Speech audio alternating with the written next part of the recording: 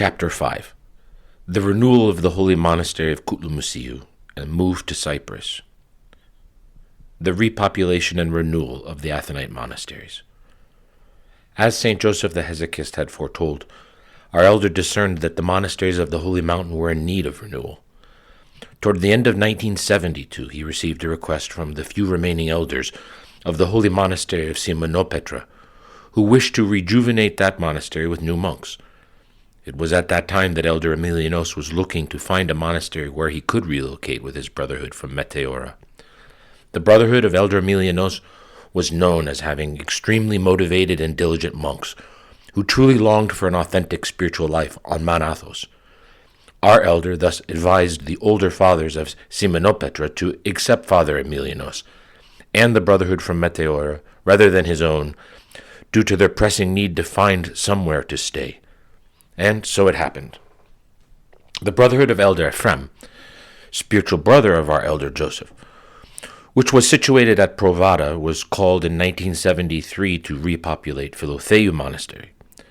As a true spiritual child of St. Joseph the Hesychist, nurtured in obedience and stillness, Elder Ephraim transformed Philotheu Monastery into an exemplary cenobium, which flourished greatly in a very short time. It would later contribute to the renewal of Constantinitu, Caracalou, and Zeraputamu monasteries. Elder Ephraim went to North America in 1992, where, with God's grace, he established and spiritually guided 17 monasteries, a veritable holy mountain within that vast continent. He created spiritual oases in a land where atheism, materialism, and a life of pleasure and ease are commonplace. Truly a work blessed by the Panagia and by his elder, St. Joseph the Hesychist. In 1979, Elder Harlambos. For more on Elder, the life and teachings of Elder Harlambos, who lived from 1910 to 2001, see Monk Joseph of Dionysius' book Abbot Harlambos Dionysiatis, the Teacher of Noetic Prayer, also available on Athonite Audio. To continue.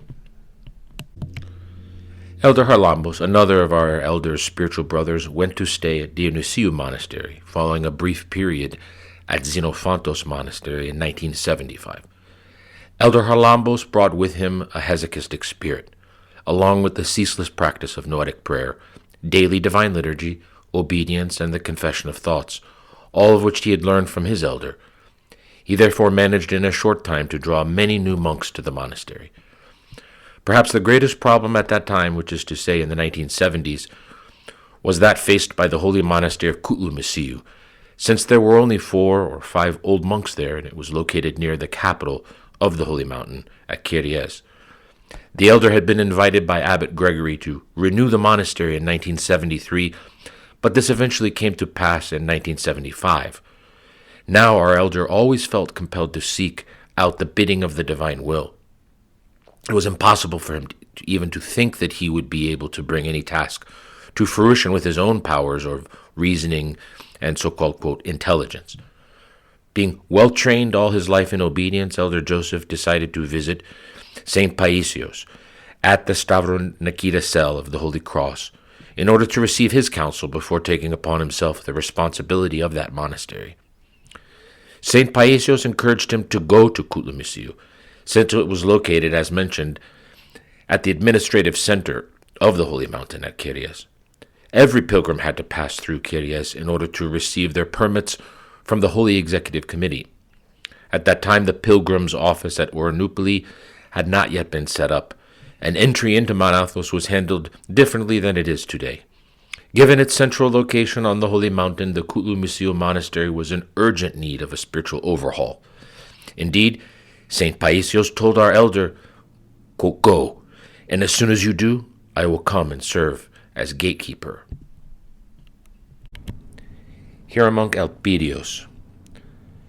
Before leaving Nouski to bring about the renewal of the Holy Monastery of Koutloumousi in 1975, Elder Joseph was visited by Hieromonk Elpidios, the brother of Hieromartyr Philomenos. Elder Joseph had maintained a special relationship with Elder Elpidios. He was also grateful to Elder Elpidios, as before leaving Jerusalem for the Holy Mountain, the latter had not only been his host, but together with his brother Philomenos, he had also been our elder's guide to all of the pilgrimage sites.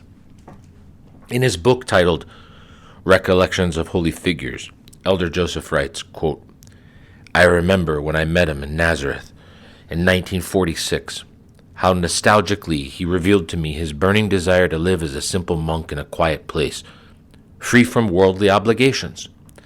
Later, when he was residing in our country, he would steal a little time for brief visits to Mount Athos, where his heart warmed with longing, seeking a suitable dwelling where he could finally rest.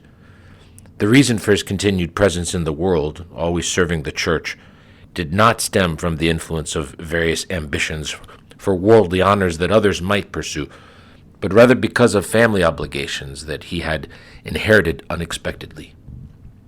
Once when he visited me at Newskeet, at the hut of the Holy Unmercenary Healers, he asked me to register him through the ruling monastery to our brotherhood, so that he would have a place when, with God's help, he would be released from his duties and come to live as a monk. I assured him that I would not refuse him when the time came, after his obligations were fulfilled. And indeed this happened under different circumstances when he settled in another hut of the Skeet, which we had almost single-handedly built from the beginning. This blessed elder had always longed for his release from worldly obligations, desiring to live quietly as a true monk, a choice he made from a young age. He was also concerned about receiving divine guidance on where to settle. Mount Athos was always his preference and longing, but he wanted to be informed by grace as well. He consistently implored Our Lady the Theotokos, whom he revered, to guide him. Once, when he fell ill and was admitted to the hospital, anxious about what would become of his health, he saw Our Lady the Panagia in his sleep, and she said to him, "Do not fear, you will recover and come to my garden." Later, when he was wondering how this would practically happen, as he later recounted to the fathers, grace showed him a bright ray from the peak of Mount Athos, like a rainbow, descending over the hut of the Annunciation behind the tower of our Skeet, where he indeed later resided. At that hut of the Annunciation, St. Joseph the Hesychist lived the final years of his life, and it was also where he reposed in the Lord.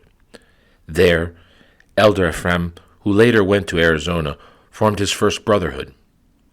There also the first brotherhood of our elder Joseph was subsequently formed, before moving to the holy monastery of Koutloumousi.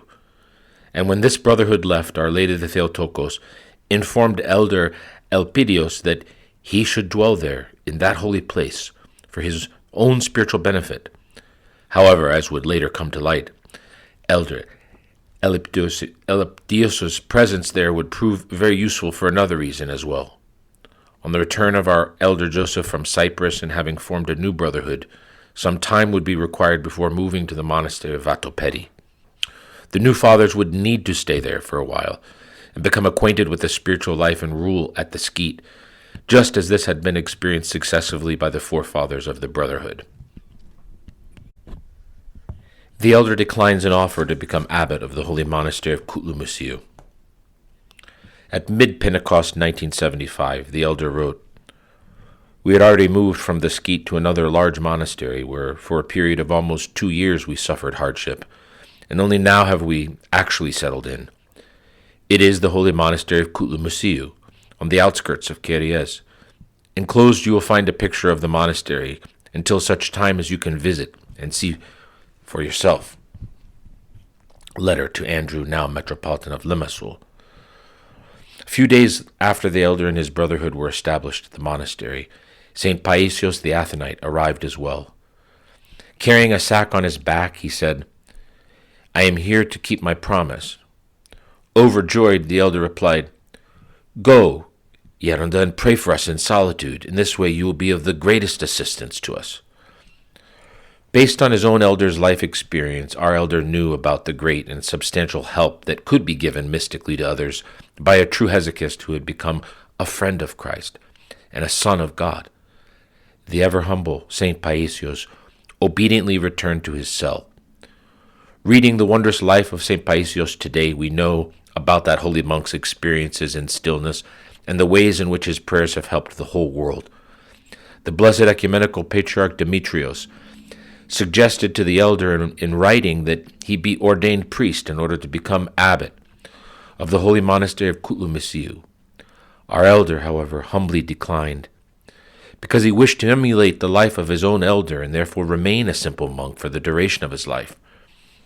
Our monastery's archive preserves a copy of Ecumenical Patriarch Demetrios' letter, number 52, dated March 11th, 1974, addressed to the Holy Community of Mount Athos, which mentions the following, quote, March 11th, 1974. The letter reads, "Owing to the extremely dire situation that has been afflicting the venerable and historic Monastery of Koutloumousi for the past 15 years, and also given the monastery's glorious past, it has been deemed necessary that the leadership and renewal of the monastery be assigned to Monk Joseph. He is to be ordained deacon and then priest, so as to assume the position of abbot and be established in the holy monastery, along with his brotherhood. We make this known to you, venerable fathers, and exhort you to ensure that the aforementioned ordination of Elder Joseph as deacon and priest take place as soon as possible, and that the church be notified, so that our patriarchal epistles concerning his establishment as abbot may be issued. May the grace of God and his endless mercy be with you. Signed, Demetrios of Constantinople, fervent intercessor to God." The elder was already well known for his spirituality, not only on the Holy Mountain, but also more broadly throughout the Church. Although he had been offered a revered position among the abbots of the Holy Mountain, he nevertheless preferred to remain a humble worker in service of Christ's commandments. More than that, he wished to be a servant within the monastery, working harder than anyone else in the cenobium. Elder Joseph was equally experienced in cenobitic life and in a life of stillness. He never gave thought to himself, but always thought of others first. Moreover, his chief concern was how the holy monasteries would be replenished so that the patristic tradition could be experienced and the salvation of the brothers might be accomplished. When he arrived at the monastery with his brotherhood, he realized that it was in ruins and that nothing was functional, not even the kitchen nor the refectory. The church services were performed with great difficulty, and the guest house was completely unsuitable for hospitality. There were no gardens to meet even the most basic needs for food. However hopeless the situation seemed, Elder Joseph was not disheartened. Certain people had promised him that they would submit a proposal to the Holy Community of Mount Athos to reinstate a long-standing tradition dating back to the time of St. Athanasios of the Great Lavra, which had been abandoned after many centuries. According to this tradition, even simple monks could assume the leadership of monasteries as abbots, as was the case of the founder of Athonite Cenobitic monasticism. Such was the patristic way. A virtuous and experienced monk should be able to become abbot without having to be ordained. There were many cases of monasteries that had virtuous monks, but did not have hieromonks who were suitable for the position of abbot. However, due to the fact that the abbot was required to be ordained to the priesthood, they were on occasions forced to place in the position persons who were unfit, with the result that the monastery could not function properly, whether on the spiritual or the material level. At that time, there were few hieromonks at the monasteries, and on occasion the monasteries reached the point of having salaried hieromonks or abbots to the detriment of the proper functioning of the monastery. Perhaps it was indeed a mistake not to allow a virtuous monk to become abbot. Although he knew this to be true, he was not in the least saddened when informed that this proposal was not accepted by the Holy Community. On the contrary, he dedicated himself with even greater zeal to the transformation of the monastery. It is difficult to grasp how one who could have been ordained and made abbot if he so wished, following the directive of the Ecumenical Patriarchate, would put on a work apron to clean the monastery every day and maintain its various areas through his own labor. The elder thus restored the refectory, the kitchen, storeroom, gardens, and most important, the guest house to their proper use. He always considered hospitality to be one of the most important monastic tasks at the cenobium, because it directly results in the spiritual benefit of pilgrims. He was also the first one present for any task and to attend the services, so as to give an example to those of the brothers who still lacked experience in spiritual matters. It was impossible to tell him apart from the brothers who served in the most laborious tasks, even though he was the elder, the first in line, the most senior, and the one who was in charge. A witness to the elder's ascetic life said, "Imagine Elder Joseph in his eager youth and how much work he must have done at the monastery." He was not overcome by desire to become abbot. However, a solution had to be found. That is, our elder had to find a hieromonk to be installed as abbot. In his judgment, none of the available hieromonks were appropriate.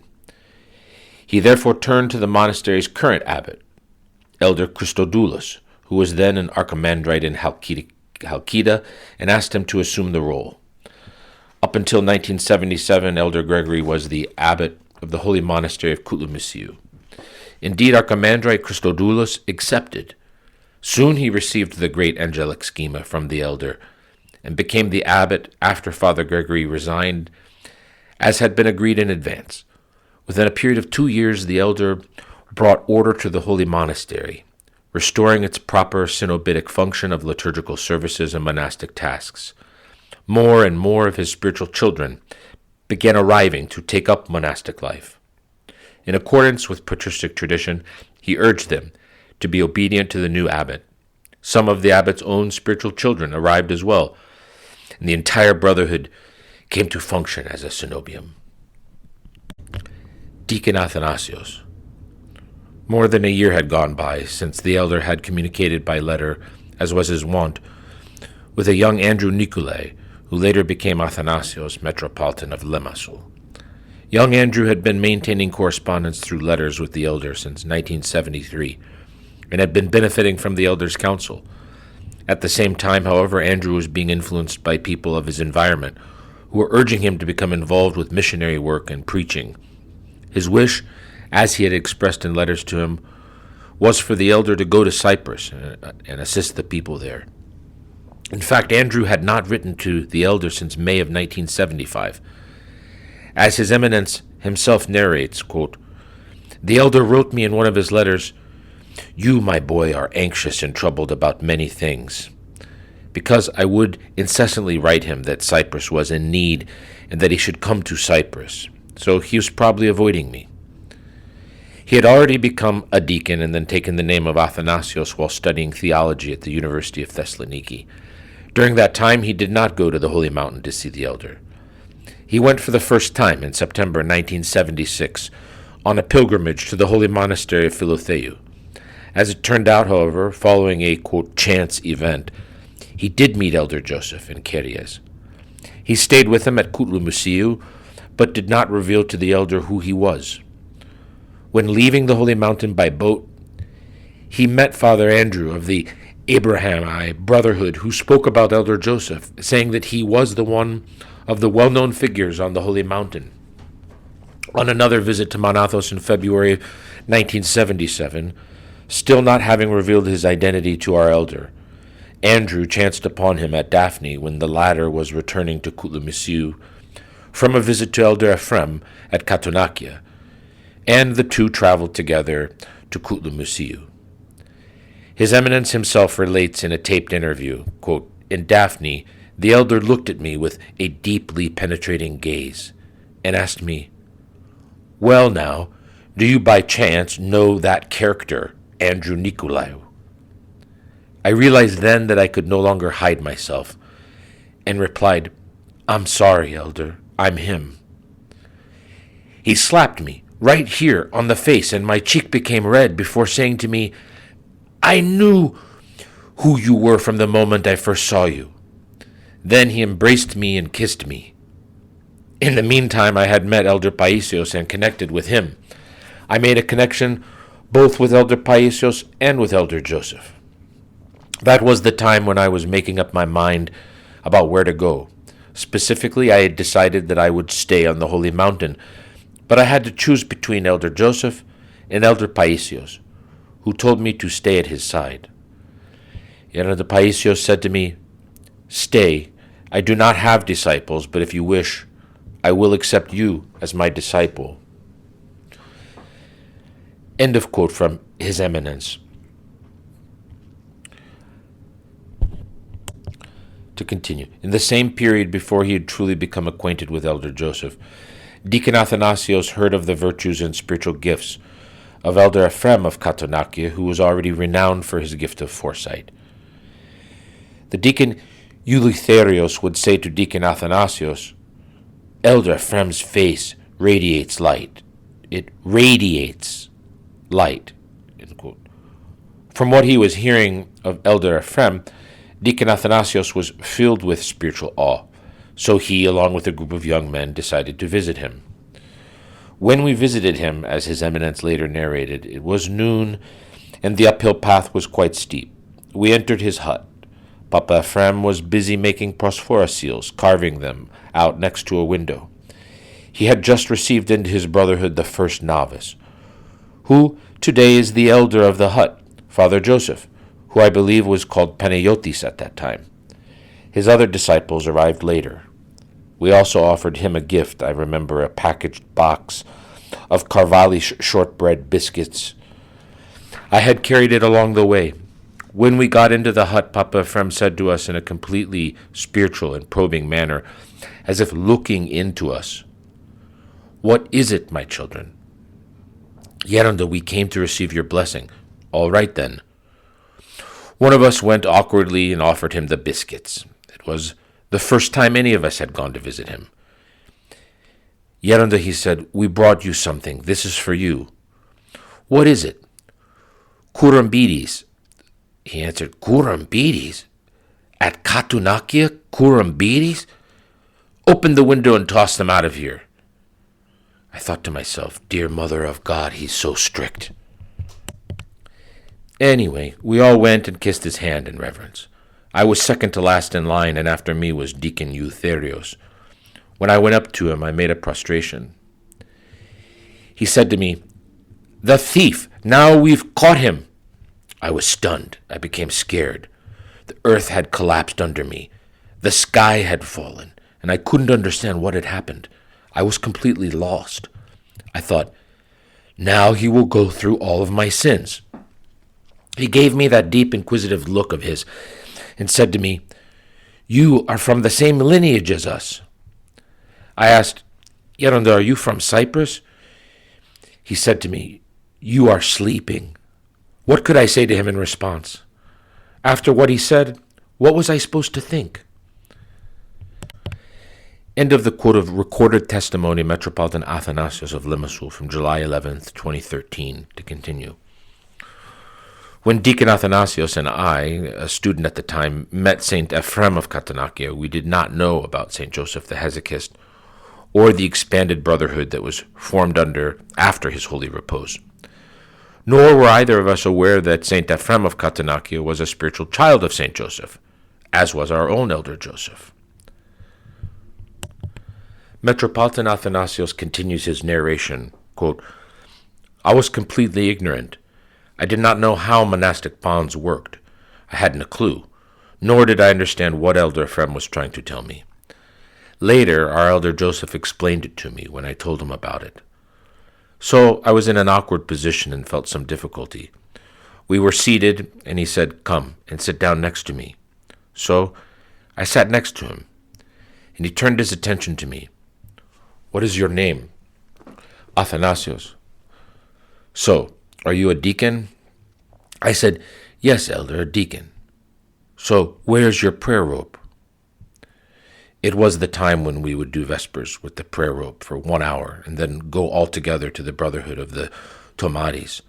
In fact, it must have been the feast day of St. Thomas, October 6th, if I'm not mistaken, and the elder was going to visit the Tomatis to convey his good wishes to them for the occasion.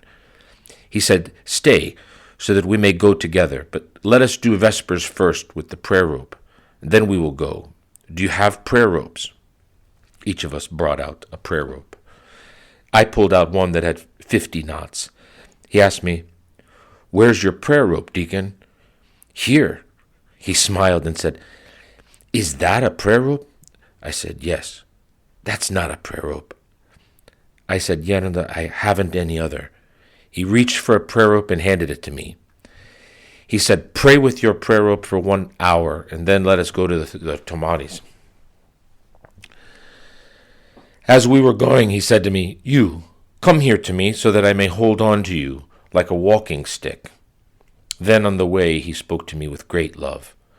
Again and again, he called me my deacon, my little child, with so much love, so much caring. All the while, I was on the brink of tears, partly because I was moved and partly out of trepidation. We went to see Papa Thomas at his hut. We greeted him and left. We stayed the night at the Denaloyai, while Elder Ephraim went back to his hut. That was my first contact with Papa Ephraim. After that visit, I started making my visits to the Holy Mountain more frequent. Specifically, I would be on Mount Athos every 10 or 15 days. I would participate in Divine Liturgy on Sunday in Thessaloniki, and in the afternoons of the same day or on the following morning, I would be back on the Holy Mountain and would stay there until the following Saturday. End of quote. When Elder Joseph felt that the monastery was in good order, he once again turned his attention to stillness, and one day told Father Athanasios he was thinking that if he wished it too, they might live in stillness in some cell close to the monastery. Deacon Athanasios wanted to follow the elder, but thought that Cyprus should also benefit, and so he suggested to the elder that they visit Cyprus. He made frequent trips to Thessaloniki for his studies at the Theological Academy, and while there he would take care of the vestments and the coverings of the Holy Altar. He performed these tasks because as a deacon he had the relevant experience. When he decided to stay on with the elder, the latter told him that he wished to leave Kouloumousi. As mentioned, St. Paisios had suggested to Deacon Athanasios to become a monk and stay with him, despite the fact that he did not keep disciples. However, when Deacon Athanasios told St. Paisios that Elder Joseph was thinking of leaving Kouloumousi, St. Paisios immediately said, go with the elder, go with the elder. We asked the Metropolitan of Limassol about what happened exactly, and he said the following, quote, back then, people were putting thoughts into my head about Elder Joseph, to the effect that he allegedly did not possess noetic prayer. People would ask me, so, does Yenanda Yosef actually have noetic prayer? I posed the same question to Yenanda Paisios. Elder, does he have prayer of the heart? Does Elder Joseph really possess noetic prayer? He replied, come on now, my child. If others possess noetic prayer, then he has a doctorate in noetic prayer. In fact, if you want to know, he continued, I respect all who practice noetic prayer, but I respect Elder Joseph beyond all others because he is selfless and has honor. I repeat, he is selfless and has a sense of duty and honor. And he is a professor of noetic prayer. From the moment Yenanda Paisios told me this, I never asked again. End of quote.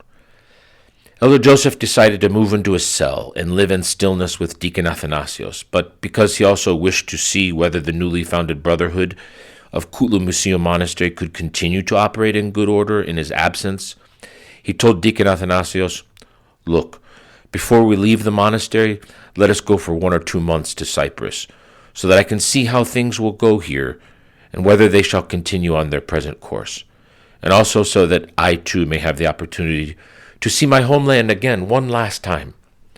He had not been back to Cyprus since 1963, 15 years earlier. I wish to see Cyprus one last time after the invasion, and then, my child, we will come back and share a cell. And so it happened. Deacon Athanasios arrived in Cyprus first, and the elder went on June 17, 1978, on the feast day of St. Marina. First trip to Cyprus. When the elder arrived in Cyprus, he stayed the first few days with Takis and Avanthia, siblings of his disciple, Father Silouan. He preferred to stay at one place, and he would receive acquaintances there who wished to see him for spiritual reasons. He visited the monasteries of Cyprus, both the ones for men and for women. His mother had become a nun at the women's monastery of St. George in Alamanos, and so the nuns there were familiar with him. He spoke with them and instructed them. Generally, he was known to people. Some even remembered him from his time at Stavrovouni, his first monastery. He went there to venerate before also visiting the holy monasteries of Chios, Macaria, St. Neophytos, and almost all of the monasteries. Archbishop Precarious of Cyprus had reposed, and Chrysostom I of Paphos had been elected. Deacon Athanasios had a special spiritual connection with the new archbishop, who had taken him under his wing from when he was still in secondary school. He ordained him deacon and made arrangements for his studies in theology at the University of Thessaloniki.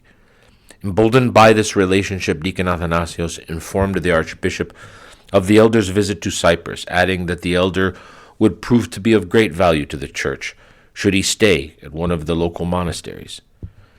The archbishop remembered the elder. Before going to the Holy Mountain in 1946, the elder had stayed for 3 days at the Holy Monastery of Chios together with his spiritual brother Chrysostom. The archbishop was then a deacon and remembered the 2 monks from Stavrovouni.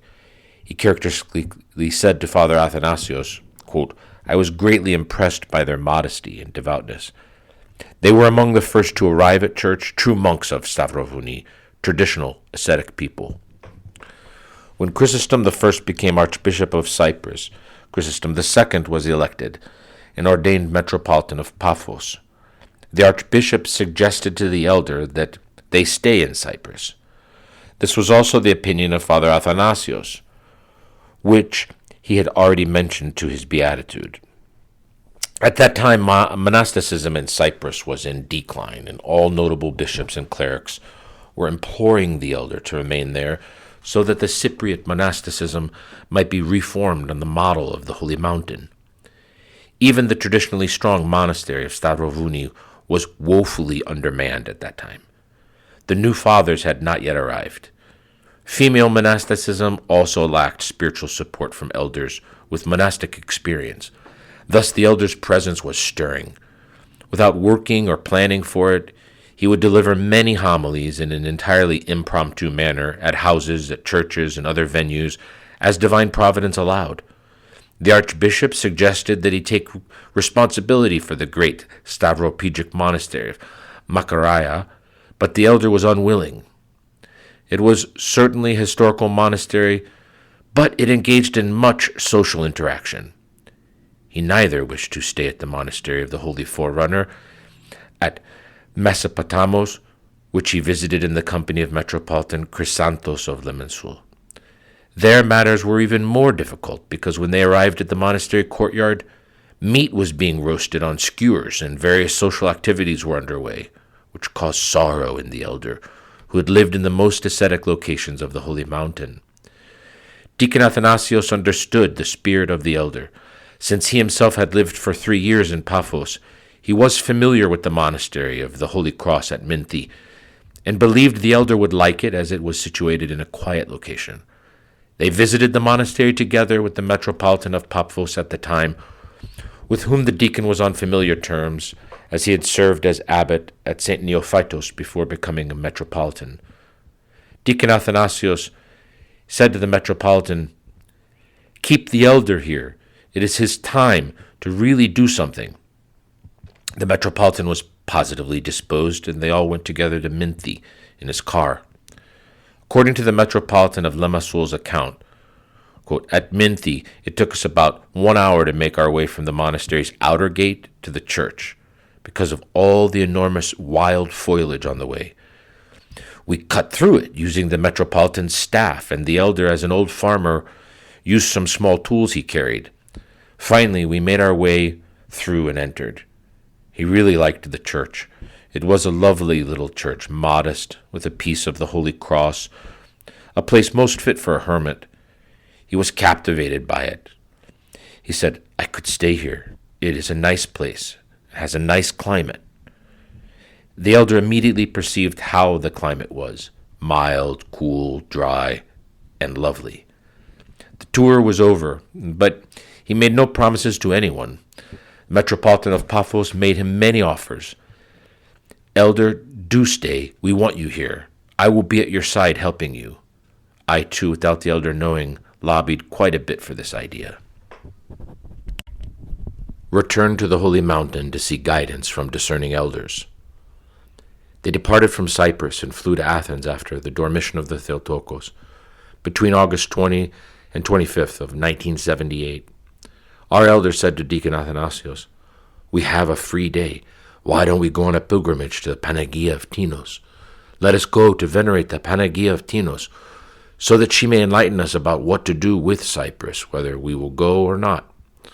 "Gladly, Yerunda, let us go," replied Father Athanasios, who had never before visited Tinos. From early in the previous day, the elder had decided that they would do a total fast. They ate nothing at all. The next morning they arrived on Tinos with empty stomachs. The elder was anxious and wanted to pray about it, to see what God's will was concerning this matter. On the boat the people flocked around the elder, who had been made radiant by the grace of God. He spoke of spiritual matters and shared the treasures of his soul with the pilgrims, who were in awe of the divine grace that was pouring through his fervent words. When they disembarked at the harbor, some of those who were with the elder on the boat kneeled down and started making their way to the Panagia on their knees. The elder was greatly moved and began to say the salutations to the Panagia out loud. They moved at a slow pace alongside the kneeling pilgrims, and there was a large crowd around them who were listening to the salutations. They would join in, some of them in silent tears, others weeping out loud. They reached the top and venerated the Panagia with reverent tears. After Panagia's icon, they went to venerate at St. Pelagia of Tinos and found lodgings for the night on the island.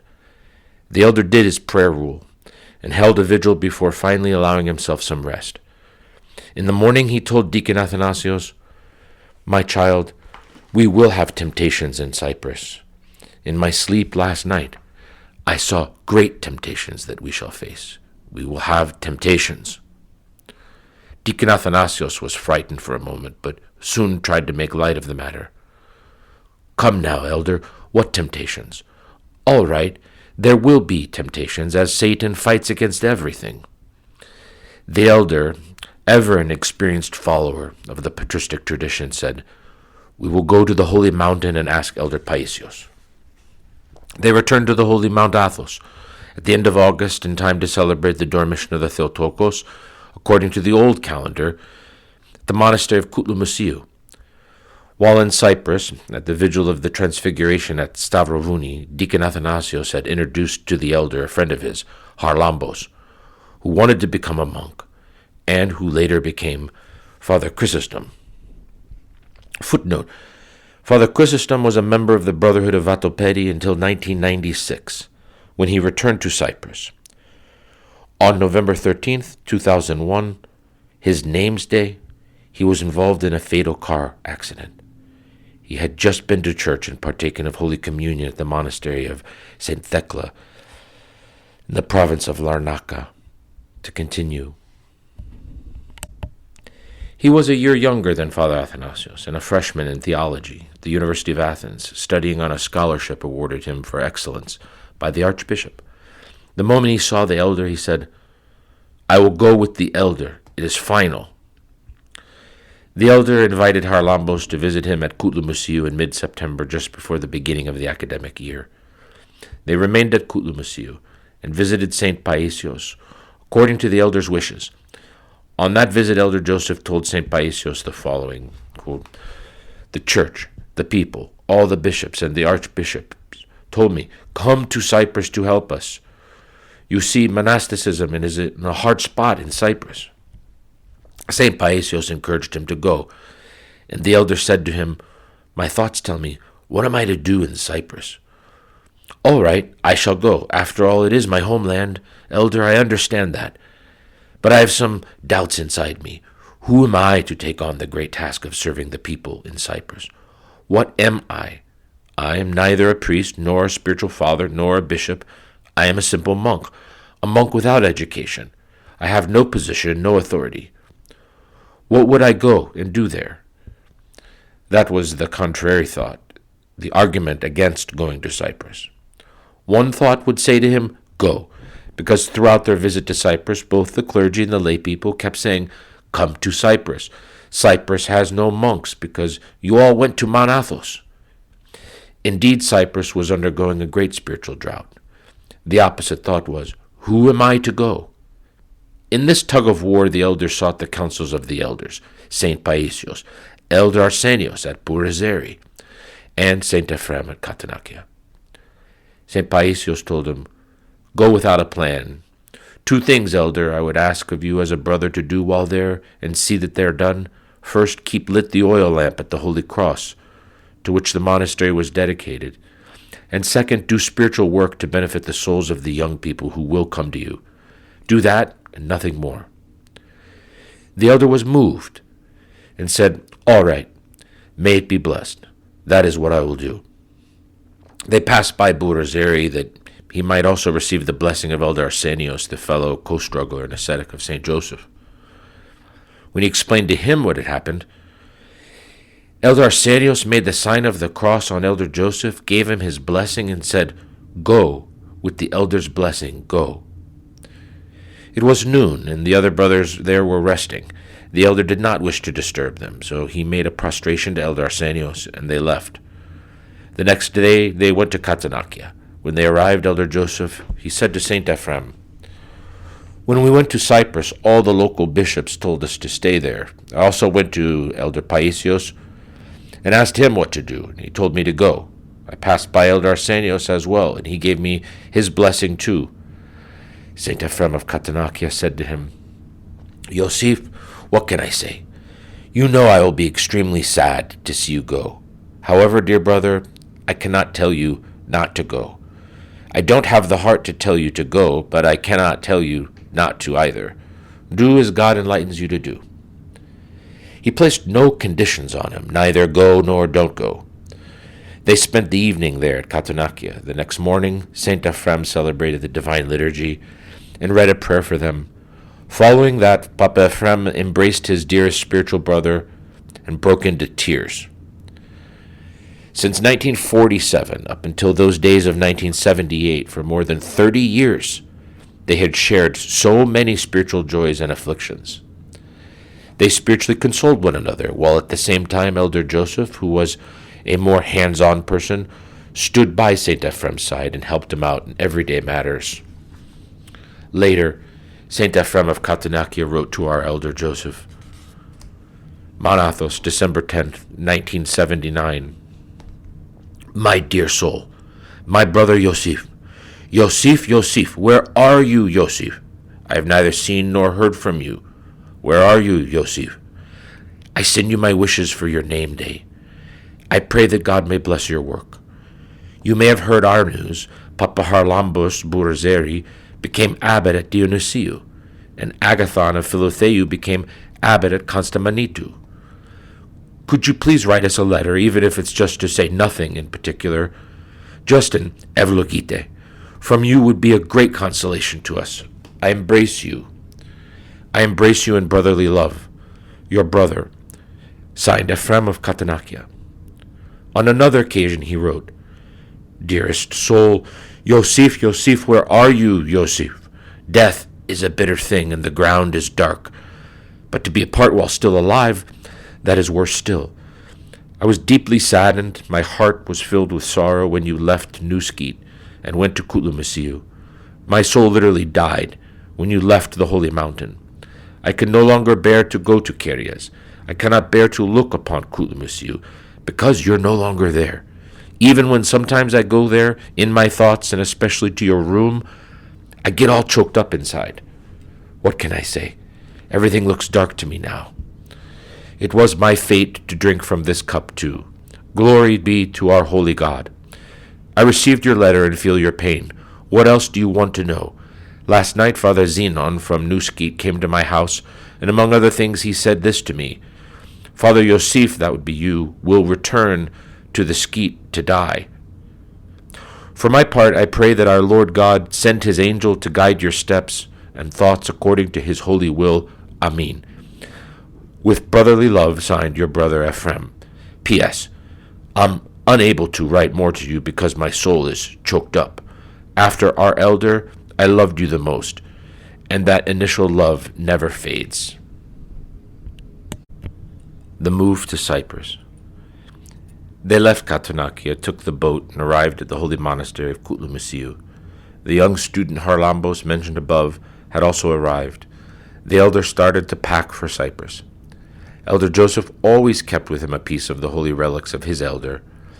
Deacon Athanasios took this holy relic with him. At Daphne, the harbor of Mount Athos, it started to exude a lovely fragrance. The whole area became fragrant. The people were asking, "What is that fragrance? What is it that smells so beautifully?" They could not discern that the fragrance was coming from the holy relic. The elder and Harlambos took various items with them. They departed from the holy mountain, passing through Athens. There our elder Joseph visited the student residence of the Apostoliki Diaconia, where Harlambos was living. We met there, and I once again received his blessing, since back then I myself was a student of theology at the University of Athens. I had also met him in the summer when the elder had first visited Cyprus. The students spontaneously asked the elder to speak to them about the life of the fathers on the holy mountain. His words met with an enthusiastic and emotional response, and the next day I helped them carry their luggage to the airport.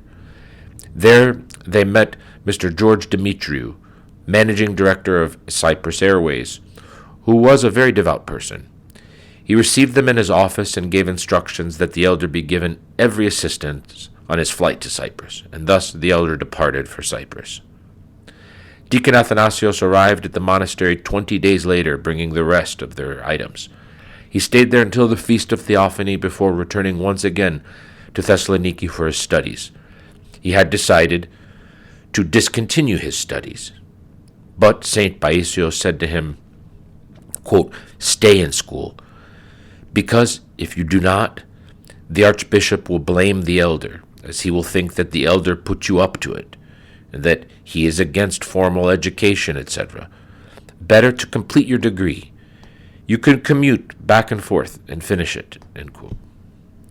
Elder Joseph frequently wrote letters both to St. Paisios and to St. Ephraim of Katonachia, which Father Athanasios brought to the holy mountain. When Father Athanasios told Elder Joseph about St. Paisios' advice to him to finish his studies at the School of Theology, the elder accepted this advice respectfully, even though Father Athanasios still had a way to go to finish his degree, and the monastery had such a great need of help from the brothers.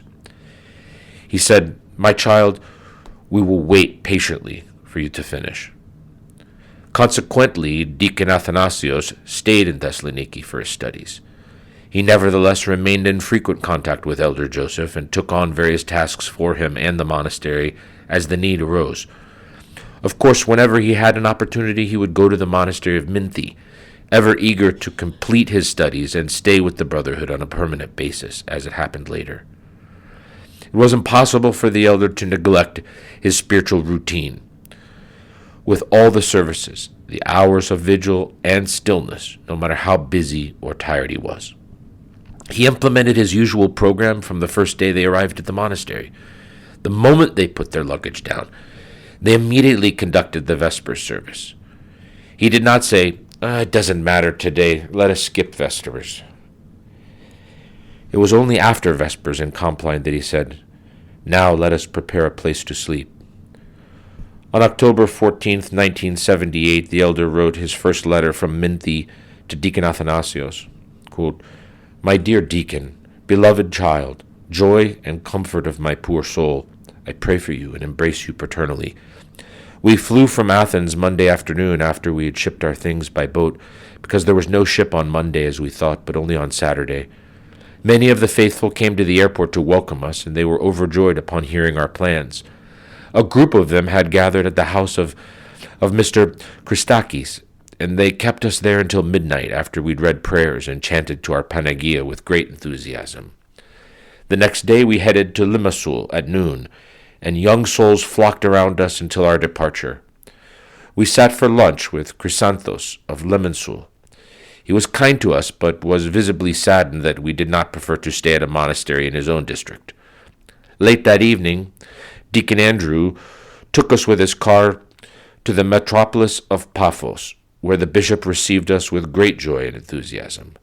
At the meal we also engaged in fine conversation with Deacon Andrew, who stayed for dinner at the bishop's insistence and headed back afterward. Early the following morning, the bishop accompanied us to our little monastery. I must admit that I am finding life here most exciting. Work has already started. In 2 days' time, as of Monday, the job commences for us to have access to running water and electricity. The bishop's joy is indescribable. He is literally elated. Just today, he returned after attending the synod and told me that they received a donation of £10,000 from the president of the cooperative as a first installment to our little monastery for the extension of the cells. I am truly moved by what I see because it is something rarely seen, even in history, except where the personalities of great fathers prevailed. I have never experienced so much willingness to help. At Larnaca, they are gathering supplies for us, and everywhere people are asking us what we need. I am stunned at the airport, and I'm trying to figure out how I will live up to this great occasion and to the task that has been assigned to me. Harlambos is flying with joy. I spoke of you to the bishop and stressed the point that you are my pillar of strength, and he was flattered to hear that. Pray that the evil one does not interfere out of envy. I will write again shortly as soon as we're settled in. Harlambos embraces you. End quote. Letter to Deacon Athanasios, Minty, October 14th, 78. To continue. Both the young and the old soon learned from the elder about the ascetic life, following the patristic tradition. They were hearing experiential words from Elder Joseph about repentance, the virtues, purification, enlightenment, and the sanctification of the soul and body. Monastic life and the ascetic tradition became more widely known, with the result that many young people started to show interest in monasticism. In a short time, some became disciples in obedience to the elder himself, while others became monks on the Holy Mountain, or later at the monasteries of Cyprus. He wrote that the interest of the church as a whole is that monasticism be seen coming alive again. When spiritual work is done with total selflessness, it is impossible to avoid interference from the envy of the evil one, as the elder himself wrote. Through his example and also through his eloquence, the word swiftly spread about life according to the patristic tradition, as he had experienced it on the Holy Mountain. He knew that what was happening would have its price, because although things were going well, he perceived spiritually that temptation would soon creep in. This is why he wrote, "Moreover, the Archbishop also looks upon us with sympathy, and generally we have not yet encountered temptations." His ascetic experience had taught him about the multitude of spiritual dangers that people have to face in the course of their lives, especially when someone takes pains to be of spiritual benefit to others. Then, as their spiritual father, he has to confront their temptations. This is why he prayed with the fear of God, with self-reproach, and with tears. His heart, his spiritual disposition, and his love were all dedicated to Christ, and so it was impossible for his other activities to keep his nous fixed on earthly worries. It is not easy for someone to succeed in the spiritual life, to abandon the things of the world, and to attain to pure prayer. He wrote, "What is of concern to us is that divine yearning and the fear of God increase inside us. The rest is of no account." End quote. By this time, the elder had amassed great experience. He had lived monastically both as an ascetic and in a cenobium. With his spirit of obedience and humility, he remained without wandering on the path of salvation while shunning his own will and any self-loving disposition. Very few ascetics are in a position to grasp and evaluate spiritually the magnitude of such a lifelong practice of asceticism, which strips the spiritual athlete of any earthly attachment and touches on the perfection of, "See, we have left all and followed you," Matthew 19:27. It is an asceticism free of self-love with complete selflessness and imposed by no one. In this particular case, it was enacted by the elder himself, who in a short while would become abbot of the Monastery of the Holy Cross at Minty. Care for the monastery and for his disciples. He straightway devoted his attention to the monastery's reform more broadly. Concerning the works that were underway at the monastery, he wrote, "In order to avoid bringing water from down below where the vineyard lies, which is too far away, we're going to drill again outside the walls of the monastery, to the north, next to the small well that already exists. We are close to finding the right spot, and the water will be drawn by means of an electrically powered system, so that the monastery garden may be watered as well. We are now installing lights and construction as needed. We purchased various necessary items, from church books to household items and bed sheets." In another letter he continues, "So we drilled outside the courtyard of the monastery, and water supply and irrigation systems for the whole monastery are currently being installed. Tomorrow morning the superintendent and I will be going to the market to buy furniture for the monastery, as well as other items, including water tanks and sewage pipes for the new facilities. You know, the first supply of running water here dates back to the timeline of Gennadios. It was abandoned because it had too much salt content.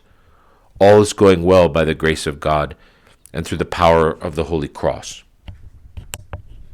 The schedule of the monastery included the midnight office, starting at 4 a.m., followed by matins, orthos, and the divine liturgy, then a light snack and monastic tasks until noon, when there was the meal of the day and some rest. Vespers was at 5 p.m., before a light snack and compline.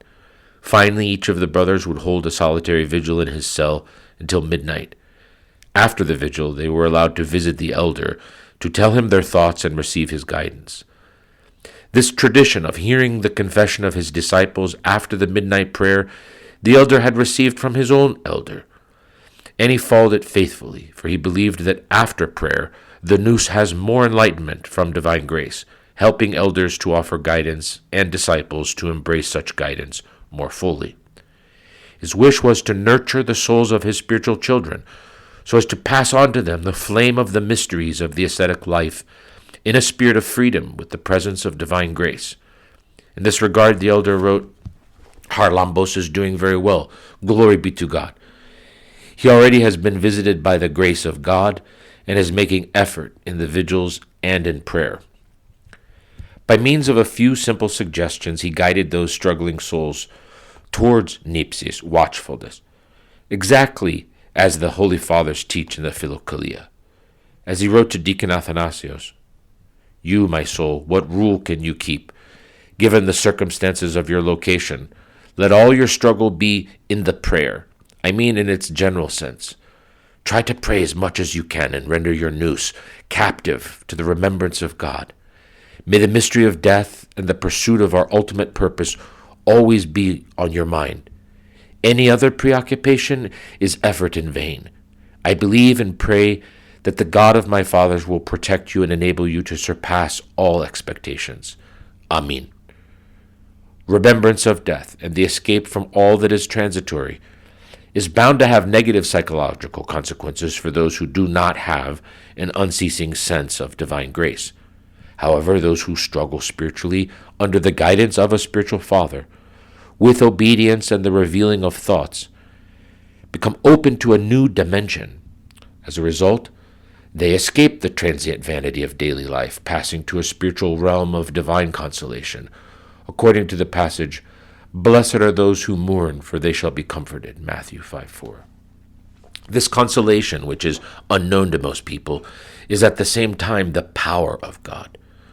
One is renewed and spiritually empowered, according to the passage of the Psalm, "Thy youth shall be renewed like that of the eagle," Psalm 102:5.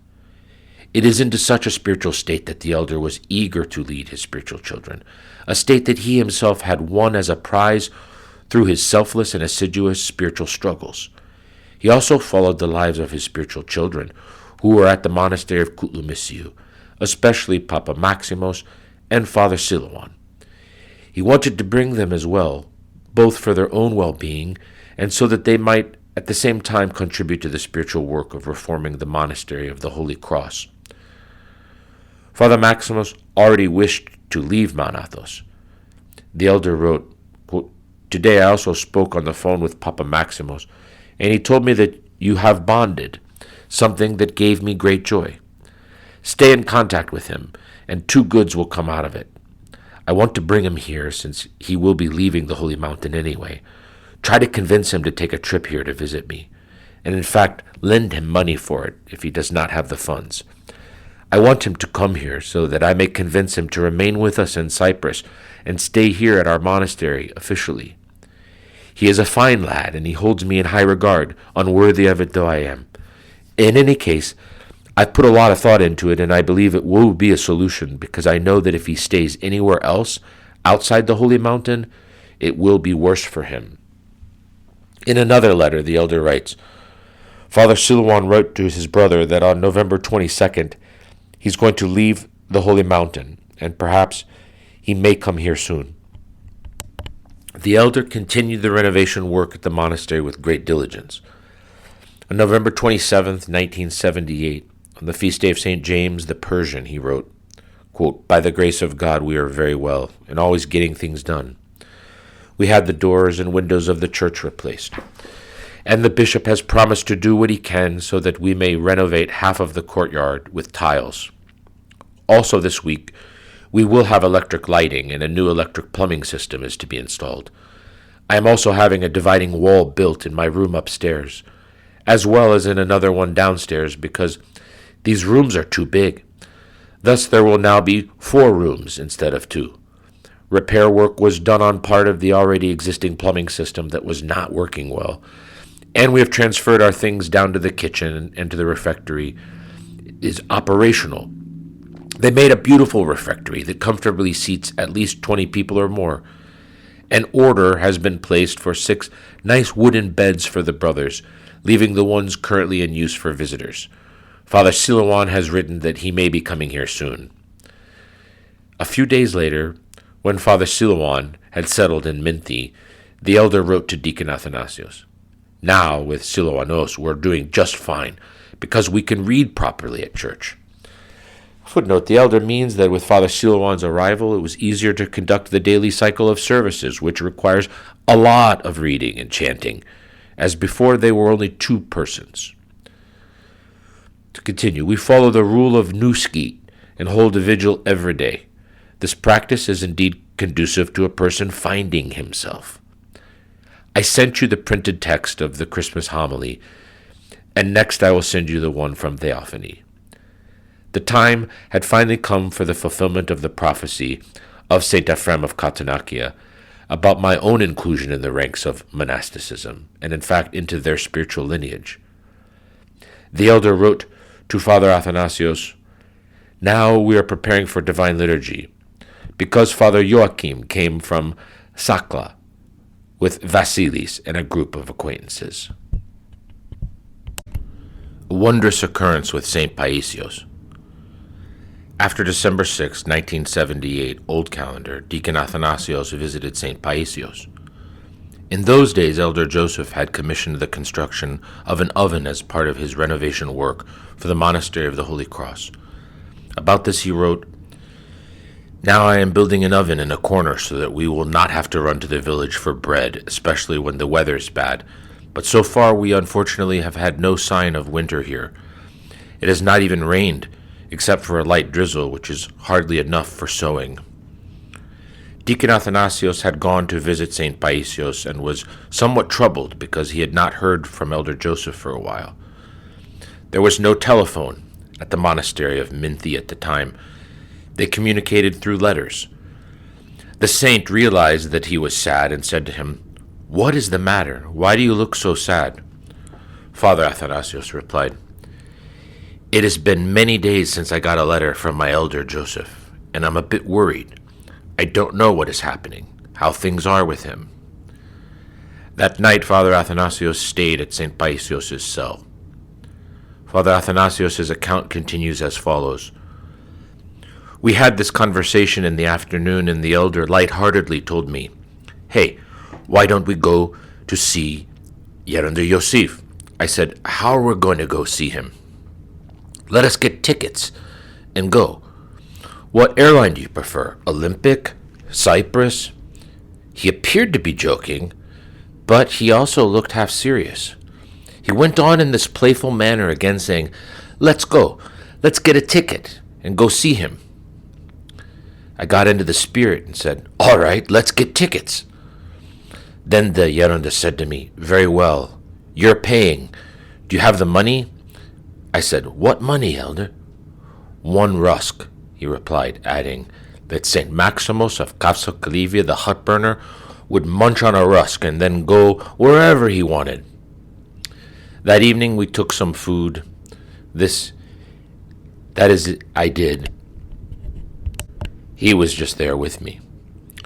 After that, I was struggling with my spiritual program. I wasn't really up to it. The elder, however, held a vigil as he did every night.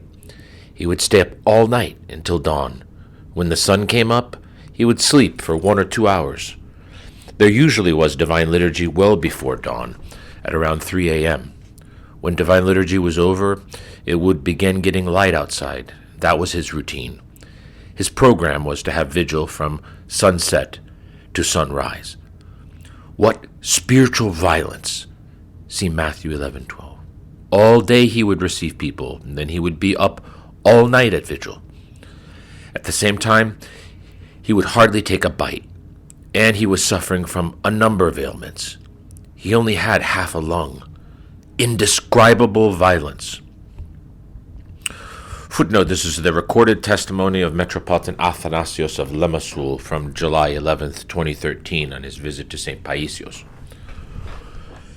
As is well known, St. Paisios was one of the spiritually violent who transcended the laws of nature.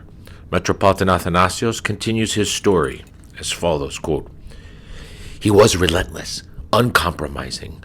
Well, that's why he became who he was. Anyway, I fell asleep and woke up in the morning. He came up to where I was and sat at the corner of the bed. 'How are things, deacon?' I was still a deacon at the time. If I'm not mistaken, I had gone to Mount Athos for the great celebration of St. Nicholas at Grigoriou Monastery, and following that I went to visit the elder at his cell from there. He said to me, 'Deacon, Elder Joseph sends you his best.' I said, 'Where did you see him, Elder?' He says, 'I took a plane and went. You didn't want to go.' He gave me a detailed description of the elder's cell, what his bed looked like, a little knife that he had, how he kept everything neatly and orderly. He commented on all that. He also said, 'The monastery, too, is really nice, deacon, situated at such a lovely and quiet location. And you fellows are building something there. What is he building there? Old Yosef is building something there.' He was building the oven. It so happened that very soon after that I had traveled to Cyprus. Just a few days later, I went to Cyprus for Christmas and told Elder Joseph about the event with St. Paisios. I even mentioned to him the exact day I was there. He said to me, 'You don't say. Those days I too had a very strong sense of that man's prayer.' During that period in Minty, Elder Joseph was replete with grace and with the Holy Spirit. His Eminence mentions that the elder had confided in him the following, quote, 'What can I say, my child? For a while now, a long while, I have been experiencing again the days when I was with my elder. So much grace, oh my, so much grace, I tell you.' End of quote. Elder Joseph stressed the fact that this place is very conducive to stillness and prayer. 'What can I say, my child? I found my old self here.' Back then, there were no telephones at the Holy Cross. There was no paved roads. At the start, they hardly had any visitors. They did not even have the use of a car at that time. They were veritable hermits. In the words of the Metropolitan of Limassol, 'Just think that after the Feast of the Holy Cross, we only saw anyone again at the monastery at Nativity. We celebrated the Holy Cross, and then the few people that came for that left. After that, people showed up again at Christmas.'" St. Anthimos of Chios. The Sunday after the Nativity, 1978, our elder wrote, "On Wednesday, we received visitors we knew from Larnaca, and I went with them for a short visit to Scala. On that same evening, I spoke to them at St. Lazarus Hall, because a large audience had gathered, and there was not enough room at Mr. Christakis' house. The next day we were taken to St. Canides, and I met up with two very good nuns who knew Elder Anthimos of Chios. These two sisters, by birth, were born in Cyprus. At the time our elder met them, they were nuns at the Monastery of St. Canides in Agorou, Cyprus, but they had been tonsured at the holy monastery of Panagia Bothea of Chios by St. Anthimos. The one, Nymphodora, was reposed, while the other, Christophora, is now at a very advanced age. Elder Anthimos of Chios, who lived from 1869 to 1960, was recently added to the calendar of saints of the Holy Orthodox Church. From an early age, St. Anthimos followed the monastic life.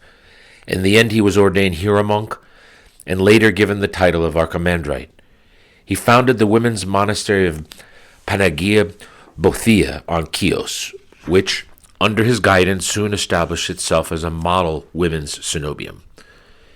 The elder Anthimos followed with exactitude in the steps of the God-inspired fathers, with his asceticism and cultivation of the virtues. By the grace of God, he became known as a spirit-bearing man, endowed with divine gifts. Before his repose, these two nuns told him that they wished to continue their monastic life in Cyprus, because that is where they were from. The saint gave them his blessing. They asked him, "Elder, what are we to do there? Who will help us? Who will support us?" So he quoted them the phrase, "Having within a storm of doubtful thoughts, the prudent Joseph," the beginning line of the fourth Cantokion in English to the Athos hymn to the Theotokos, or the Salutations. And then he repeated this verse to them 3 times. When our elder was staying in Minty, the nuns went to him and asked him to become their spiritual father. They said to him, "Hieron, we've been waiting for this moment for years, because when it was time for us to come to Cyprus, we asked our elder Anthimos of Chios who would give us spiritual guidance in our new environment. He told us, it will be an Athonite who will come to Cyprus, being himself a Cypriot." Then he quoted us this verse. When our elder heard that, he agreed to become their spiritual father. A steady stream of homilies, words of eternal life. The faithful continually requested the elder's presence. It was the first time that the patristic word, spoken by such an experienced ascetic, had been heard in Cyprus in modern times. Many years earlier, at the caves of the minor skeet of St. Anne, St. Joseph the Hesychist had received a revelation from God that this would happen. When he was wondering if he should accept our elder Joseph as a disciple, he saw a heavenly bird theologizing while perched on our elder Joseph's shoulder. 32 years after that vision, and 42 years after our elder became a monk, the time had come for those God-inspired words to be heard in Cyprus, when elder Joseph had reached the age of 59.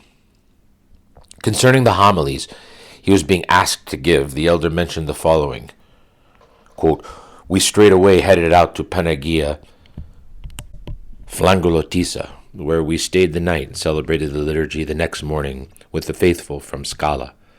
Following that, we left for Limassol, where I stayed for a short while with Deacon Andrew. Then I went to see the Metropolitan briefly.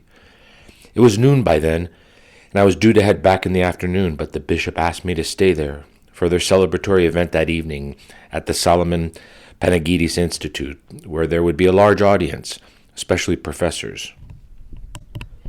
At first, I was hesitant, but I finally agreed since the others were insisting as well. The event's program was varied, and its centerpiece was going to be His Eminence's speech on the meaning of the feast. In the end, he asked me to speak instead of him. I was apprehensive having to face such a large audience, but I regained my courage and expanded even more so on the second feast of Theophany with a turn toward the practical meaning of the Christian life. It seems that the homily succeeded in its purpose and met with an enthusiastic response. I'm encouraged to think it was successful because the clerics and theologians were the first to congratulate me. At Scala, I submitted a homily for Theophany for publication, but I don't think they'll be able to print it in time for the feast. This is my news so far. Of course, the aim of my activity away from the monastery also has the character of raising awareness of our monastery and of the monastic ideal. Metropolitan Chrysostom of Paphos was very pleased and wished that the elder be officially installed abbot of the Holy Monastery of the Holy Cross.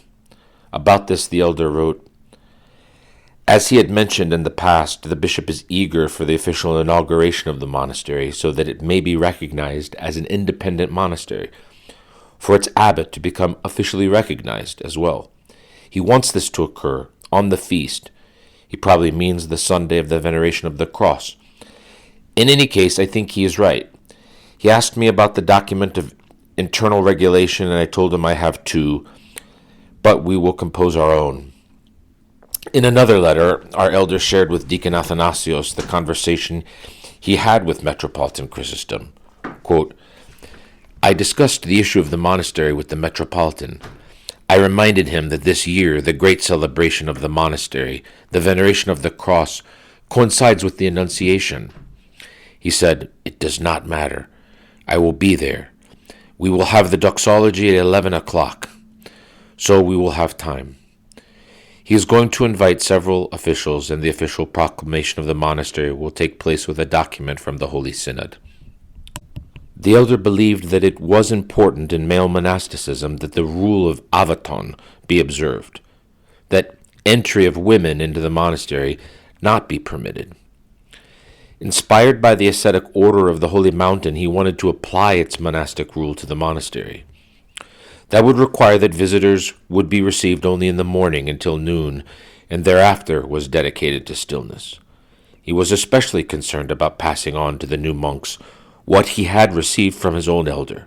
Also, he was reluctant to allow young and spiritually inexperienced monks to go out from their monastery for preaching or errands unless it was absolutely necessary. This ascetic way of life was one of the many reasons for the displeasure of some church officials who were unaware of the Athonite ascetic tradition, when this rule was eventually applied by the elder with much diligence. After his installation as abbot, which took place on the Sunday of the Veneration of the Cross in 1979, the elder set into motion the procedures for the approval and application of the Avaton. He wrote, "After the official document ratifying the Avaton at the monastery has been issued, we will implement that decision, adding to it that visits to the monastery exclusively by male guests are to take place only up to 12 noon. We will publish these decisions in the newspapers, and relevant signs will be set up in the village and at the crossroads, so that people may be informed in advance. But for our part, we have already done sufficient groundwork to inform the majority of the local population." In another letter, the elder confirmed that, quote, "the rule of the Avaton has been implemented with the approval of the Synod, so that it may not be understood entirely as a personal initiative of mine." On the feast of the Elevation of the Holy Cross, on September 14th, 1979, the last day before the implementation of the prohibition of women, it started to become apparent that, aside from the flock of Christ, who rejoiced at the presence of the Athonite elder, there was also an opposing current that aimed to do harm. From the neighboring village, journalists and an elderly lady were sent to cause a commotion during the Divine Liturgy, so as to defame the monastery and discredit its abbot. The elder and the fathers were not aware that there were reporters present. 40 to 50 persons were at the monastery for the Divine Liturgy. When Deacon Athanasios proclaimed, the gates, the woman began to shout. Unperturbed, the elder said, "Leave her, let her be." The woman was making noise and kept shouting. "This was my mother's monastery, my grandmother's monastery, my grandfather's monastery." She said a lot of things. The elder peacefully commanded that Divine Liturgy continue, which happened. During the entire Divine Liturgy, the lady would light candles on the candelabra in a provocative manner and lowered the oil lamps to put oil in them. When the liturgy was over and the Andidoron was being distributed, the elder, in order to bring her to her senses, told the priest she is not to take Andidoron. Then the woman did something that saddened the elder. She uprooted and threw away the onions, the lettuce, the potatoes, whatever he'd planted in the garden for the fathers and the visiting guests. "I will send masked men," she said, "to wipe you all out." None of this frightened the elder in the least. His heart would not be disturbed. The reporter's account of the offense was defamatory. His precarious health. During the month of February 1979, the elder first experienced symptoms of a heart condition. His life had always been characterized by continual toil and spiritual struggles, fasting, vigils, and what was most demanding, continual service to others, with a depth of humility toward all. He diligently embraced such service from his first day as a novice at Stavrovouni. He continued it at the caves of the minor skete of St. Anne, at New Skete, at Kouloumousi, and in Cyprus. All of this did not come to pass without leaving marks on the elder's health. He himself thought it was another bout of stomach ulcers. However, as was later shown, these symptoms were in fact due to a heart condition. Related to this, he wrote, quote, "However, I am not feeling very well in the stomach, and I think that my old ulcer has come back. And as concerns my stomach, I'm not doing well. It kept me awake all night from the discomfort, and I must go to the hospital to see exactly what it is that has been ailing me lately." He did not go, however, and the diagnosis was made in Greece after his first heart attack. He kept following his spiritual program to the letter while diligently managing the affairs of the monastery. It was of no account to him that he was abbot. He worked in the garden, cooked, baked bread, cut wood, and performed every humble task in the most natural way. He wrote, "If you get icons, do not send them, but bring them with you when you come so that they're not damaged. Every Saturday there is a plane from Thessaloniki to Larnaca. If I know when you'll be ready, I can tell Panayotis, the flight attendant, to help you out if he's on duty then. He's very devout and became one of my first disciples here. Also, go to a tool shop and buy us an axe for chopping wood, because there's no such thing at the market here, and a smith has to make one. Make sure it is of medium size, not too big and again not too small. In Cyprus, we call it a kunia. You know what I mean. If I think of anything else we need, I'll write again. Harlambos and Silouan send you greetings. I too send you my blessings, and I embrace you paternally. Humble Joseph." He added furthermore, "We're doing well here, except that I'm exhausted after all the hard work in the fields that couldn't be avoided. If we find the time, we'll go on to repair the roof of the church, because tiles have fallen off, water's leaking in. Nicholas from Nicosia spent 3 or 4 days with us as a test to see if he could stay on, but it was too much for him, and he went back. Anthony from England wrote me that he might come to stay, so I am waiting." On another occasion he wrote, "Our daily cares keep increasing, but there are not many closest to me who I can count on. It's summertime, and there's work to be done in the fields. Meanwhile, there are so few of us, and you can imagine the situation. Then there are all the people we know who aren't able to come visit, yet want to maintain correspondence." His courtesy and discernment. Their need for daily divine liturgy was vital. The brotherhood was at its start, and they did not yet have their own priest. But God provided a reverent hieromonk, Father Barnabas, from the holy monastery of St. Neophytos, who found peace at the side of the elder, stayed at their monastery, and performed the liturgy for them. During the services, the elder himself would cook the meal, as is common at the Cenobitic monasteries. So great was his courtesy and discernment. On one occasion during the divine liturgy, Papa Barnabas made a mistake, forgot to bless the holy gifts, exclamation point in parentheses, most likely because he had skipped a couple of pages without realizing it. Those who were youngest among the elder's disciples spontaneously went to correct the priest, which would possibly have bothered him, but the elder anticipated what they were going to do and did not allow them to speak to the priest, but he himself entered the altar and spoke to him tactfully and with discretion, saying, "Could it be dear Papu, grandfather, that you skipped a couple of pages?" "Yes," he said, realizing what he had done. "All right, then we'll read everything again," continued the priest, and he took it from the top without further incident. His ministry of the word was continually increasing. He judged that it would be of greater benefit to concentrate on that ministry. He wrote about this, quote, "We've now started to work on the garden and the plants, and our daily cares are steadily increasing, but I do not have time for this work, nor is it the most profitable use of my time. We'll see what we'll do." End of quote. From the early days of the elders' arrival in Cyprus, it had become evident that the people thirsted for the authentic patristic word, the power of which did not derive from the elders' learning or rhetorical skills, things that he had never studied. What he spoke were words deriving from the power of the Holy Spirit, words of eternal life like those spoken by simple fishermen, who after Pentecost shocked the entire world. In one of his homilies at the Church of St. Lazarus in Larnaca, on the Feast of the Three Hierarchs, as an instructor at the seminary at the time, I heard the high school principal, Andrew Sogratus, exclaim the following in admiration: "No man ever spoke like this man in Larnaca." See John 7:46. In addition, when I was teaching at the seminary with Hieromonk Dionysios, who was the director of the school, we invited Elder Joseph to speak to the students.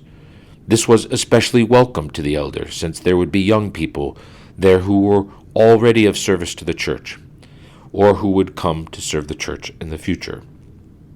The words of the elder, quote, "Several members of the seminary asked me to go there to speak for a short while. There were fine young people there, and perhaps one could be found to have a desire within him for something higher." He continues, "I'm forced to make a few appearances in homilies in Larnaca and Limassol in order to reawaken interest in tradition. We haven't yet started in Paphos, but the Metropolitan and I are making plans for something to happen here at the metropolis as well. Perhaps I will say a few words in the other metropolitan districts on the Feast of the Three Hierarchs. I have written something for the occasion, but it is very brief, and perhaps I will type it out on the typewriter at the metropolis." On Meat Fair Sunday, we received a great number of visitors, our friends from Scala. More than 120 of them turned up, and Father Neophytos, the steward, performed the liturgy.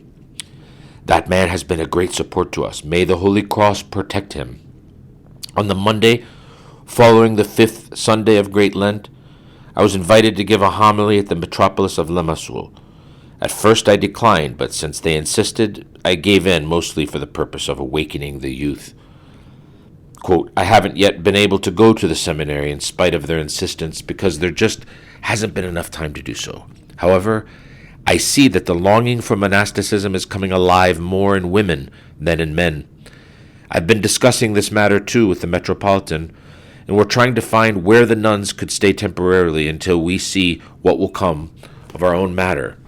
The bishop is entirely willing to build a large monastery there, and he has a document of approval from the archbishop. But all this will depend on the progress, or not, of the monasticism of the men. I hope that we will at last be able to speak in person about this when, by the grace of God, you will be with us." In a letter from the Saturday of St. Theodore in 1979, we read, quote, "Now that spring is in full swing, we're trying to plant something in our garden, as well as fruit-bearing trees. Also, starting on Monday, the day after tomorrow, we begin work on the fence, which will keep women from entering the monastery, following our repeated efforts to make this rule known to all. On Cheese First Sunday, Vasilios Koutsos and Panayotis Televantos came to visit us. I can say that they're starting to warm up to the idea of monastic life, and they promised more frequent contact with other young people as well, as I strongly encourage them to come and stay with us, so that in time grace might draw them. They insist that I visit the seminary, and I finally promised them that I would. On Tuesday of Cheese Fair week, I made a quick trip to the Monastery of St. George, but on the way back, I was spotted at the metropolis of Limassol, and they wouldn't let me go. It happened that they were having a talk for the catechists with Mr. Teleurides as a speaker, and they coerced me to be present. His homily was on the study of religion, and time was tight. The Metropolitan told me to give my opinion on the topic, but only 15 minutes remained. Naturally, there was an enthusiastic response, And for that reason, a talk has been scheduled for another day in a more open space where lay people will be able to attend as well. Because of all this, therefore, I accepted everyone's invitation to go on Monday after the 5th Sunday of Great Lent. I might take the opportunity to go to the school as well, but I will not be able to avoid Scala, where they are already following my steps. Now, on the 2nd week of Great Lent, I might speak at the Holy Apostles in Paphos for the akathist, since the devout ladies are insistent, and so far I have not obliged them. What can I do, my child? I do not travel so much to satisfy the people's need as to awaken the conscience of the young people and to raise awareness of our own intentions. The question of a monastery for women. The early years of Christianity, male monasticism, had been preceded by the dedication of virgin maidens to God under the auspices of the bishops. In the history of monasticism, women for the most part lived in cenobia. The progress of every cenobium of women depends mainly on the existence of an experienced elder. At the side of an eldress, there has always been an elder, supporting the eldress and the other nuns and helping them to avoid the pitfalls of monastic life as an experienced guide. The interest of many young girls in monasticism became a concern for the elder. After all, he had the relevant experience when he organized the monastery at Ounisius. He informed both the metropolitan and the archbishop, who decided to support the effort. In February of 1979, the elder wrote, "Yesterday I received a letter, the first such letter, from a girl who wishes to become a nun. They also desire monasticism, and perhaps even more so than the men, as is the case also in Greece. Tomorrow I am expecting a group of devout people from Larnaca who attended my talk there, and this coming Sunday a bus will be coming in from Scala, quite aside from the unscheduled visits we get from people who just show up at random, because we have no phone for them to notify us in advance. The eldress Euronissa Pansamini also came to see me, along with half of her nuns, and she said she would come back with the rest. Now, the advanced catechetical students from Kitmia are coming. There appears to be a movement which may come to life if we all work together. Let us see how it will be in the future." In another letter he wrote, "It seems that young women have begun to show up, and I'm deliberating with the metropolitan about a place where we can gather them temporarily, until we seed them our own monastery, according to the common wish of the metropolitan and the archbishop. They both see that we should move to Athos and establish there a healthy kind of monasticism, following the Athonite rule.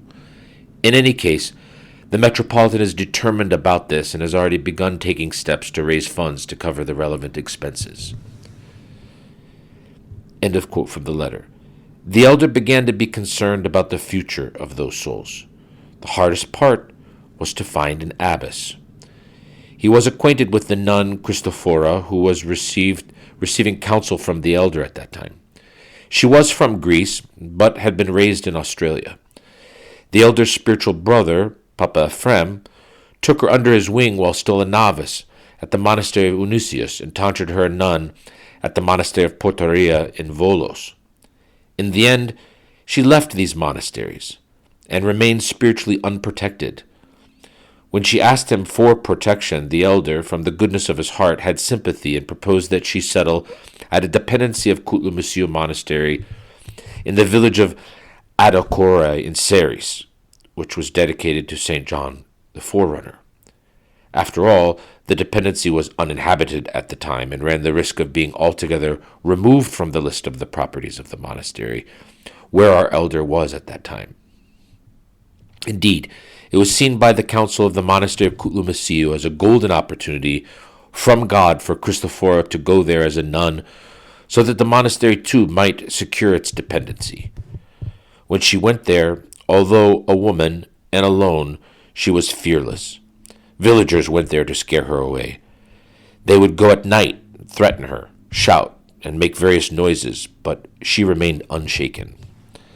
The elder had asked her spiritual father, Papa Ephrem, about the matter. Papa Ephrem did not reveal the actual reasons for her expulsion. Instead, he said, "My brother, she's a housekeeper, and capable of managing on her own. He did not mention that she suffered from some compulsive disorders of a neurological nature that would make it impossible for her to live in a cenobium, since she would easily make up accusations against her sister nuns. Maybe he thought to himself, let Joseph take her and accommodate her weaknesses. Or perhaps he was held back from saying anything because of the secrecy of Holy Confession. The elder paid no heed to dreams. When he met Sister Christophora, however, he did have a strange dream, which he related to Deacon Athanasios. He saw that he had received a nice briefcase with a zipper on the top, but when he opened it, it was full of water, and there was a viper inside that leaped up and attacked him. The elder was frightened by this dream, but did not attach special importance to it. He said, "It's just a dream." Because she lived alone, he saw to it that Deacon Athanasios bring her food supplies and other necessities. This was before the elder decided to go to Cyprus. When the elder became abbot of the Holy Cross at Minty, Sister Christophora was still at the dependency of St. John the Forerunner in Ceres, and by that time she had begun experiencing some insecurity, both due to the lack of spiritual protection and guidance, and because of the changes in the administration of the Monastery of Koutloumousi. In Cyprus, several girls had appeared who wanted to become nuns. Even though at first the elder was not interested in founding a monastery for women, in time he agreed to do so because at that time female monasticism was in decline in Cyprus. The elder said, "Yes, I will establish a monastery for women. But who will be the Hieromonk? A Hieromonk is needed." Trying to find an abbess for a women's monastery in Cyprus. In February 1979, the elder asked Deacon Athanasios to lift Sister Christophora's spirits. Actually, the elder built up a reputation for her in Cyprus as a spiritual person so that she would be encouraged to accept to become the abbess. He wrote, "If she knew the kind of esteem that I'm building up for her here, she would be in disbelief.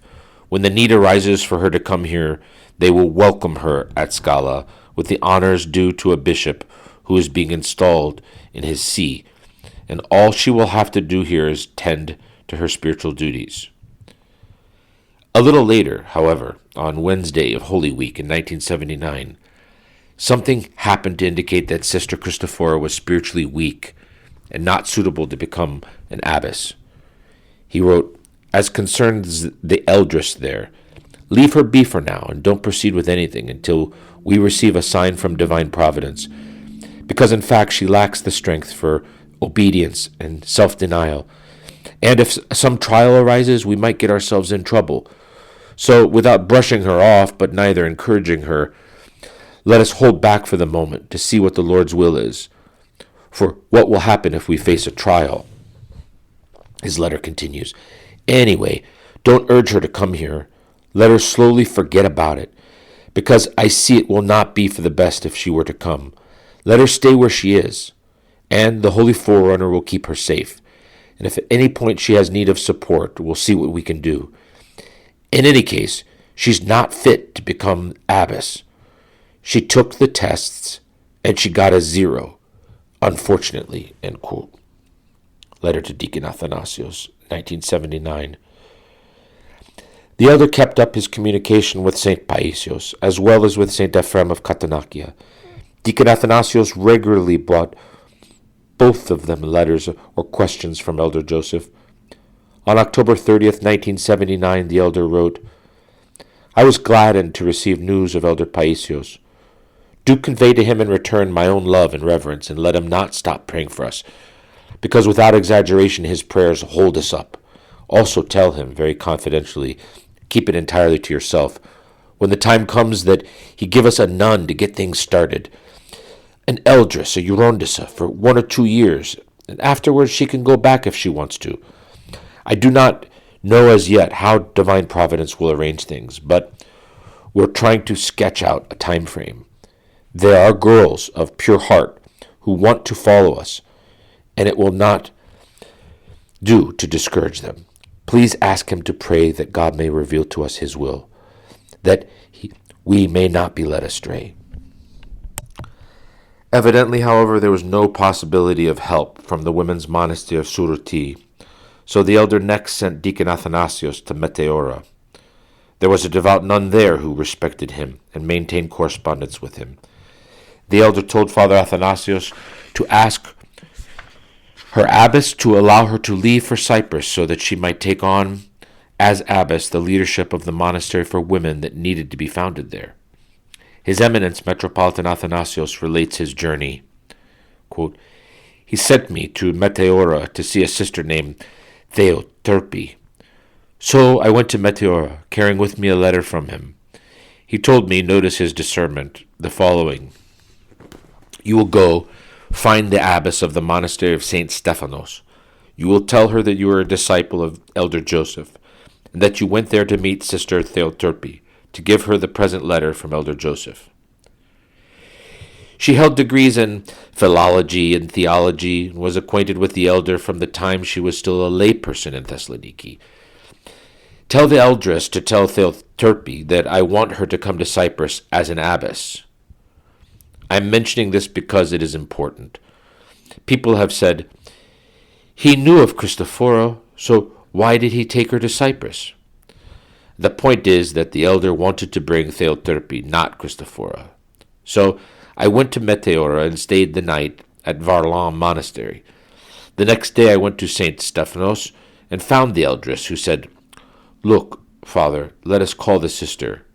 If she wants to go, I have no objection. Sister Theoterpi was the disciple of the Eurondissa there, but he did not send a letter to Sister Theoterpi herself, even though he maintained a correspondence with her, and she revered him greatly as her elder.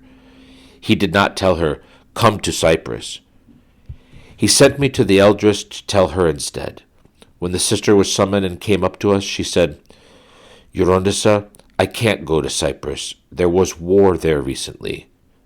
In addition, she was an only child. She had no brother nor sister. She said, I also need to be near my parents. I am grateful to the elder and thank him very much, but I do not want to go and take on this heavy burden of being an eldress. I do not know whether or not they still have that letter I brought to Meteora. That eldress has since passed away. Also, that sister was killed in an accident. There was a car accident. She died at the age of 37, a year or two later. When Sister Theoterpi declined the elder's offer, the only remaining solution was for Christophoro to go, who in the meantime had been removed from the Kouloumousi dependency, St. John of the Forerunner in Ceres, so that a monk might be sent there. Thus Christophora found herself on the streets. Being as she was without a monastery, and since the elder in Cyprus had a group of young women who wanted to become nuns, he said, Fine then, let Christophora come to Cyprus. Even though he knew and said to me, My child, we will have trials and temptations with her. She arrived and went to St. Thecla for a while. Then the elder discovered in Paphos a monastery dedicated to the holy unmercenary healers, which the Metropolitan of Paphos consented to cede to him, so that he would turn it into a monastery for women. He then took Eldress Christophora and 2 girls who were ready to become nuns and brought them to the monastery. St. Silouan and St. Justin Popovich. The elder was deeply aware of the sanctity of the spiritual personalities of the time, such as St. Silouan the Athonite, not only because he had heard of him, but also because he had studied his life, which had been written by Elder Sophroni. For this reason he had given one of the brothers in the brotherhood the name Silouan, many years before the saint was added to the calendar of saints of the Orthodox Church. On Great and Holy Wednesday of 1979, the elder learned of the repose of Father Justin Popovich, and wrote, quote, I'm greatly saddened about Father Justin, because our church has been stripped of a protective wall and a guarantee of safety. We have lost a general. May God grant rest to his soul, or rather, may he have mercy on us by his own prayers. Do not in the least doubt that he is a saint, and entreat him for his intercessions. The elder considered him a saint for many reasons, but mainly because of his theology, which derived from his great love of and central focus on Christ. Our elder perceived mystically from his own spiritual experiences and contemplations the magnitude of St. Justin's sanctity. His theology and spiritual contemplations could not have been the products of a human mind, but rather words coming from the experience of the Holy Spirit. Later still, on the Thursday after the Sunday of the Apostle Thomas in 1979, he wrote, "The departure of Father Justin has brought me deep sorrow because we have been orphaned. Our commander-in-chief has left the church." His gifts from God. Eventually, relates Metropolitan Athanasios, I would call him from Cyprus almost every week and we would talk. I remember calling him on his name's day. I wished him many years, elder. "No, my child," he replied, "don't say that. You are a bishop and your prayers work. What are these many years? I'm praying to the Father that I may go, my child. Pray for me that I go to my Father." All the time he spoke on the phone he would weep. This is the proof of his spiritual state, whence his theology flowed, his fiery prayer, his tears. He always wept. This is something he always had, not only at Newskeet. Others too had spiritual experiences, but the elder's gift was not so much the gift of prophecy or that of performing miracles, although he had those as well. The elder's gift was theology. That is what his gift was, theology that streamed up from so much love. Elder Joseph was a person of great love, such great love. A brother from the Brotherhood wondered why so virtuous a person did not possess a greater measure of the gift of foresight, as he faced so many trials and persecutions, all of which he could have avoided with such a gift. That brother received the answer from St. Porphyrios, whom he saw in a vision. "Your elder," said St. Porphyrios, "had the gift of theology, while I had the gift of prophecy and foresight. Your elder had the gift of theology, which I did not have." The elder had continuous consolation and communication with St. Paisios and St. Ephrem of Katanakya. He wrote the following on the Saturday before the Feast of the Myrrh-bearers in 1979, quote, "I sent a letter to Papa Ephrem of Katanakya, and I might just go ahead and write him another one.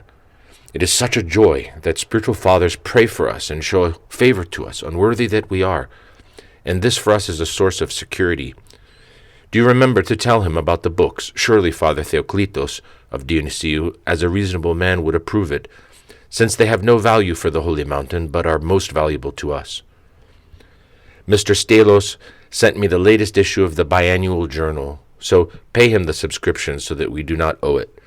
Also, it would be useful if you can find and send us Andrew Theodorou's Theosis and the Teachings of the Greek Fathers until St. John of Damascene, published in 1956, as well as Father Athanasios Yevtik's The Ecclesiology of St. Paul, which I used to have but lost." End quote. Footnote, Athanasios Yevtik, who lived from 1938 to 2021, a well-known Serbian bishop and outstanding theologian, disciple of St. Justin Popovich. He loved the Holy Mountain and was loved in return by the Athonite Fathers. He served as bishop of Banat and thereafter at Herzegovina. Excuse the pronunciation, to continue. The elder never allowed himself to believe that anything good could result from himself alone. He would say, "Man should attain to such humility that even while he is performing miracles, no one should be able to convince him that it is he who is performing them, even if divine grace is flowing all about him." Because he thought that way, he would rarely speak of any supernatural event or experience he had, except in those rare cases when doing so would be of benefit to his brotherhood. Throughout his life, however, he was attended by miraculous occurrences, all of which he attributed to the Panagia, and he would tell everyone to turn to her in their troubles. In that way, our Panagia Pantanasa cured a blind woman at the monastery in Minty before the prohibition of women was implemented. Following the Yerenda's advice, the blind woman stayed in the church all night, and in the morning she happily received her eyesight. A number of miraculous events happened, which were noticed by the faithful. Mrs. Calliope Tamburla related one of them. Quote, "The elder gave a homily in Paphos at the metropolis. They forgot to send a car to pick him up from the Holy Cross at Minty. We were driving from the town of Chrysokou, having met with the elder. We were on the road from the city toward Paphos. Through the heavy rain, we saw a man in a cassock walking on the road. We immediately stopped and put him in the car. Because our car had only 2 doors, I got out, went and sat in the back seat, and the elder sat up front in the passenger seat with my husband Andrew, who was driving. We started chatting, and he told us who he was. At one point during the conversation, I put my hand on his shoulder and realized that, although he had been walking in the heavy rain, his clothes weren't wet. I was astonished. We rode together, took him to the metropolis, heard his homily, and ever since we've been enthralled by him. What can I say? We drove him back to the Holy Cross at Minty, and from that time we've been in touch with him every day. I could see that he was a holy man. I mean, he would visit me at my office, and the moment I'd see him, any worries I had would evaporate. Once I saw him at Makarai, attending the Divine Liturgy. He took communion and went back to his seat. For a moment his face lit up and became radiant. I got to know the elder well. He was a holy person. He told me many things. Whatever is happening now, he had foretold. He would tell me all this so vividly, about wars, everything else. He said it all. His love and compassion. Metropolitan Athanasios also spoke to us of another event that happened in the days when the elder was abbot at the Holy Cross in Minty. Quote, the elder had gone over to Nicosia on monastery business. He knew a few people there, including a friend of the family and relatives, with whom he maintained close ties even though they were distant relatives. It happened that while he was in Nicosia, he was informed that his relative's husband had passed away and that she herself was in despair. Her husband's death was sudden and occurred while she was away from home. She was also saddened by the fact that shortly before he died, the two of them had exchanged some harsh words, and they had not had the chance to reconcile and restore peace between themselves. The elder was moved, and immediately left behind his many errands in order to visit the family and offer spiritual consolation to the departed man's wife and children. The wife, however, was completely inconsolable. It was inconceivable to her that her husband had passed away before she had the chance to send him off with love and in peace, and her conscience was gnawing at her. Her weeping was inconsolable to the extent that not even at the presence of the elder was enough to ease her suffering. Seeing her in that state, the elder kept praying that God might console her and bring her peace. At one point he asked everyone to leave the room of the departed, except for his widow. He started praying in tears of compassion for the woman's tragedy, and then something extraordinary happened, which he hesitatingly related to me when I was a deacon. The deceased rose up in his bed and asked for his wife, who was beside herself with astonishment. They exchanged a loving kiss of reconciliation and farewell, and after bidding her goodbye, he again reposed, this time in his wife's arms, and she herself closed his eyes. Later, the elder sternly told her not to let anyone else know what had happened. End of quote from Metropolitan Athanasios of Limassol from July 11th, 2013, recorded testimony. To continue, however, this event did become known to the children of that family, who related it to the fathers of the Monastery of VATOPEDI at the 40-day memorial service for the elder in August of 2009. His theological homilies.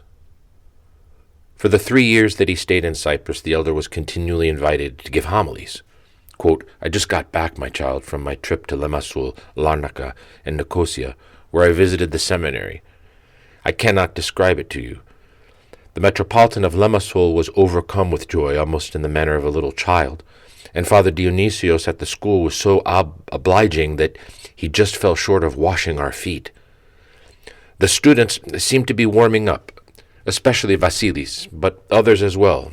I came across another who is in high school, a fine young lad, who may be enlightened with some further communication.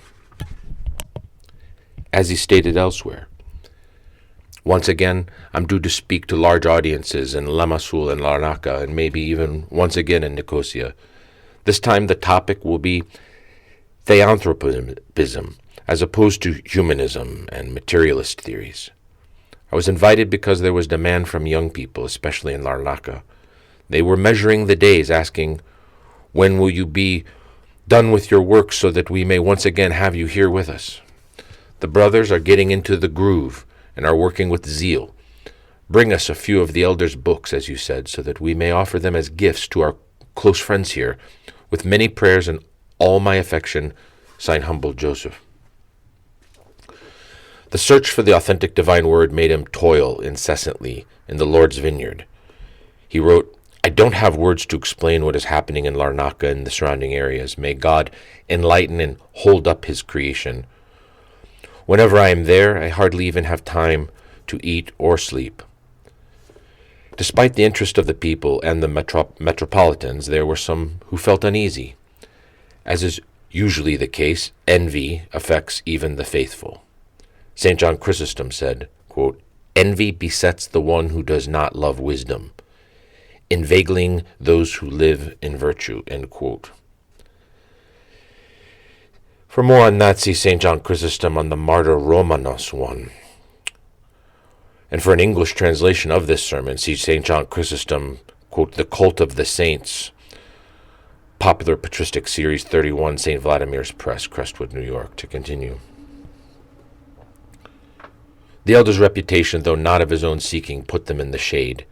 Later, these people would become a lever pressing for the elder's removal in the context of the slanders that were leveled against him, and which they were more than happy to attribute to him.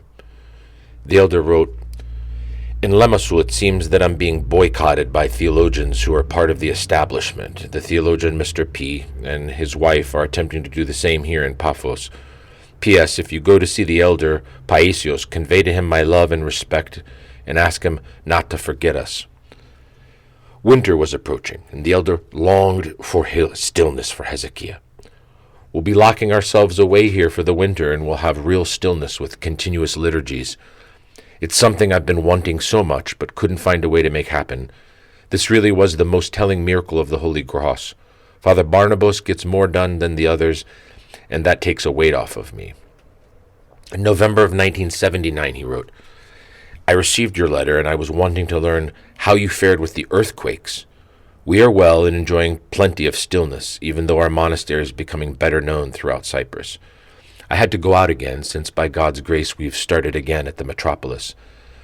This was the second gathering, to a small but lively group led by the metropolitan, who was like a little child out of his happiness. Distinguished professors are also coming, such as Mr. Hatziharalambos, Mr. Antonides, and Mr. Lozinidis, excuse the pronunciations, with whom we discussed a more organized plan to approach young people. Since I'm going outside, I am seizing the opportunity to visit Limassol and Larnaca as well. In Larnaca especially, it becomes something of a large assembly. There must have been more than 500 people, even though only 2 days earlier they had another gathering with Dr. Englezakis. Mr. Fanos is truly an approved workman of our Lord, and Mr. Michaelidis does not lag far behind. He corrects my texts, and they publish them for free. My 2 most recent homilies were, I believe, important, and the same is true of the most recent one, which will touch on the Feast of the Nativity, and which I am preparing for the 29th. My effort, dear child, is meant to raise awareness in the youth about monasticism. I'm happy to say that such awareness is indeed being raised, but apparently the girls are proceeding. On the Sunday of the Publican and the Pharisee of 1980, he wrote, Around the middle of the month, the officials of the catechetical school in Scala called me to speak to the prospective catechism teachers, and I went because I had no other pressing engagement. First, I spoke to the people at St. Paul's Hall, and then I spoke to the children. Then, at the assistance of Vasilis Koutsos, I went to the school, with some trepidation, to be honest, because I was not acquainted with the new principal. However, he received us with heartfelt kindness, and I spoke there for a long time.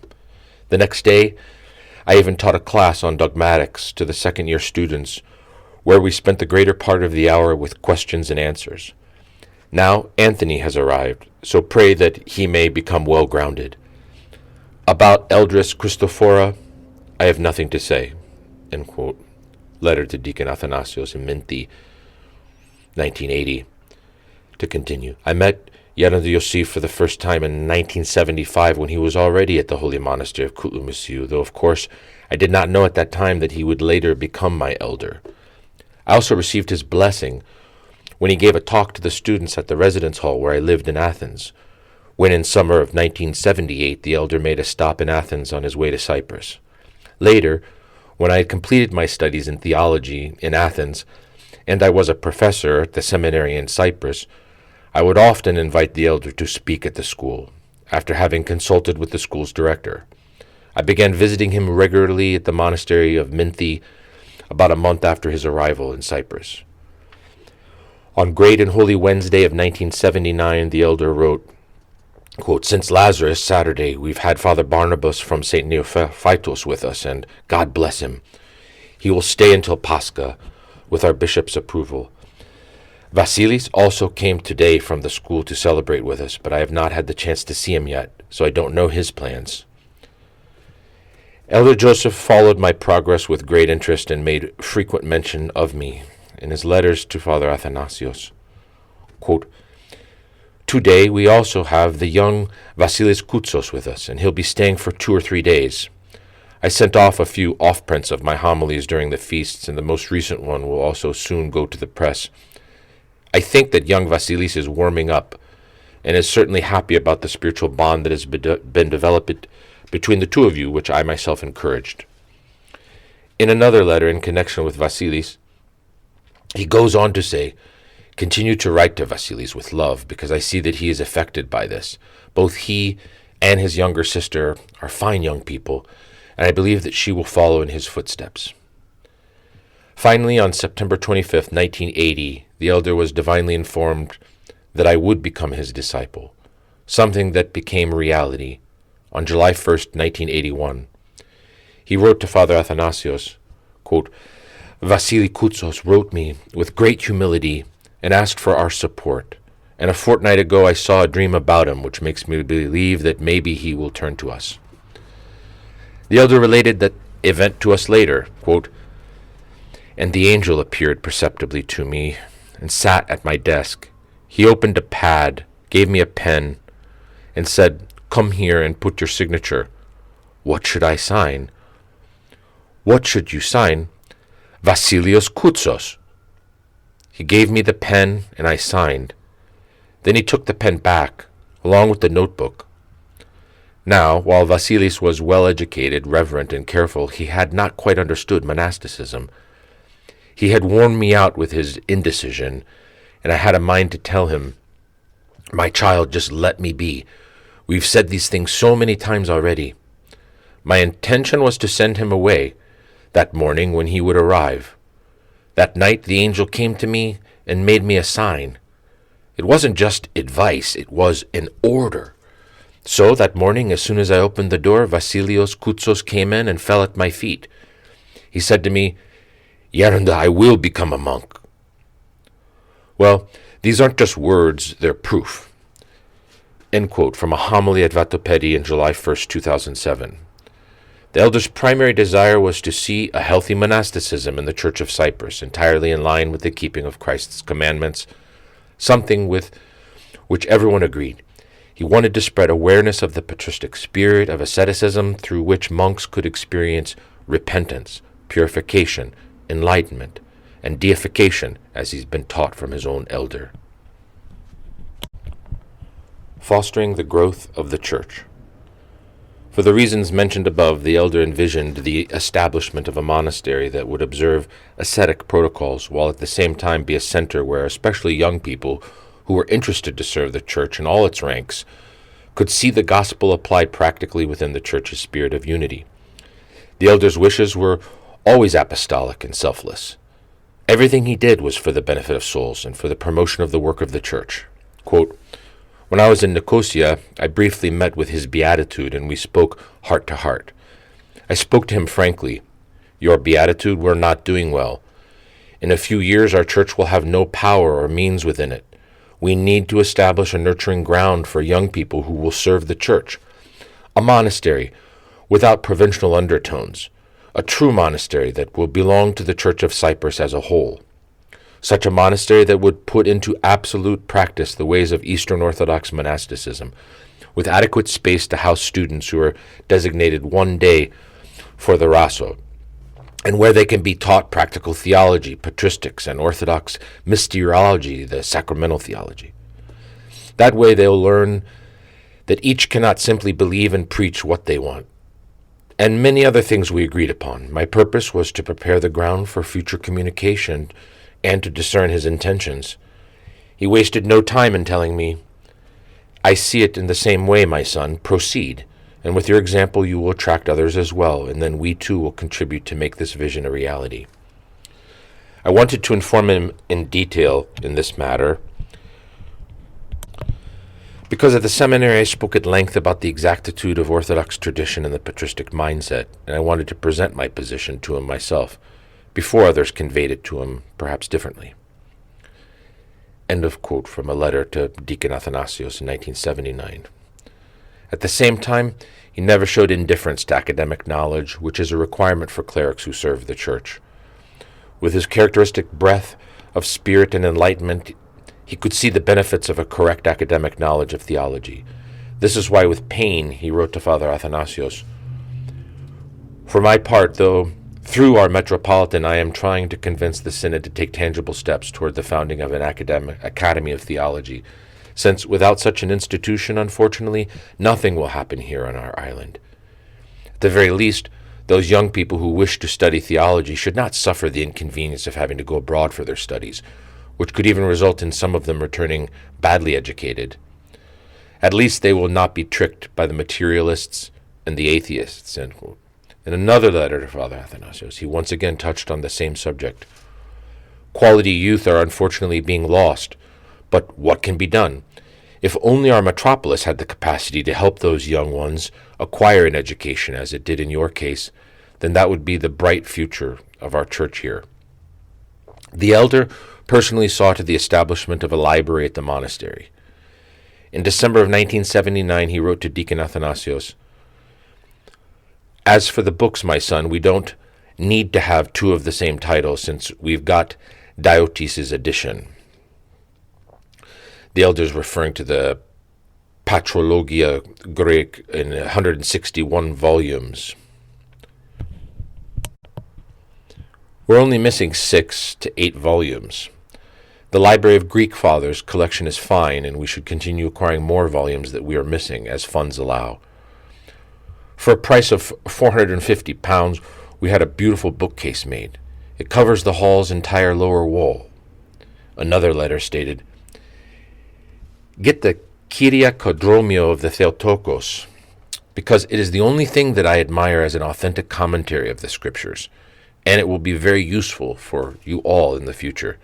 As concerns the Library of the Greek Fathers collection, we're at the 57th volume, but we're missing volumes 50 to 56. Also, we are at the 76th volume of the Diotis collection, but many are missing volumes 53, 54, 55, 56, 71, 72, 74, and 75. We need all of these volumes, and we are at the 5th volume of St. Simeon the New Theologian." There were some indications that male monasteries could improve.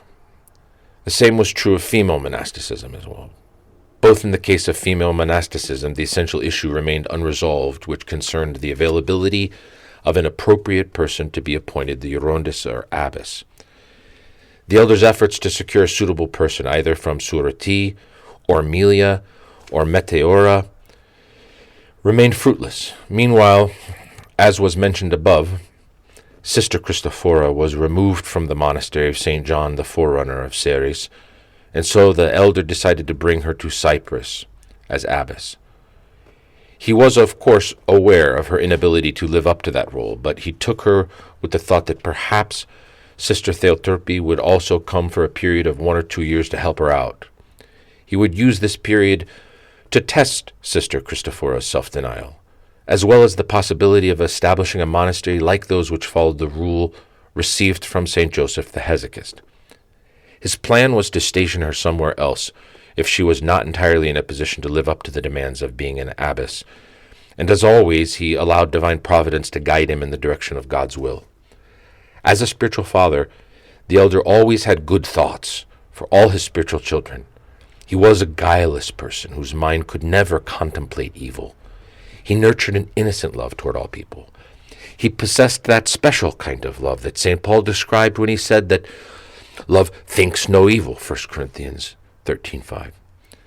He had written to Father Athanasios, "My good child, many times did Christophora grieve me, but I hold nothing against her, nor has my interest in supporting her waned. But she herself is making a mess of things, and it is perhaps because of that erratic character of hers, and also because of her presumptuous attitude, that her former spiritual father let her go. In any case, all of this is due to her being careless, and not to any bad intention. Deep down, she's a very kind person." Since I was at an impasse, I asked for some nuns to be sent from the Monastery of Homilies, for parents here do not allow their daughters to begin their monastic life unless they see a sisterhood already set up, even if it only includes 3 nuns. However, this issue no longer preoccupies me, my child, and I leave it all to God to arrange as he knows. However, will we have enough time? In another letter, I will write you about a young woman, a disciple of mine, who is now at Meteora, Sister Theotorpi mentioned above, and who recently wrote to me after having been out of touch for 2.5 years. On the feast of the Saint Theodore in 1980, he explained, quote, "My child, I too am following the situation of Christophora, and I still don't know God's will on this. May his will come to pass, despite all the good she possesses. Christophora is quite careless, and I'm not sure what she might do to us in the end. I also have a concern the 3 girls who are ready, because the bishop doesn't seem well disposed currently, as he fears the expenses.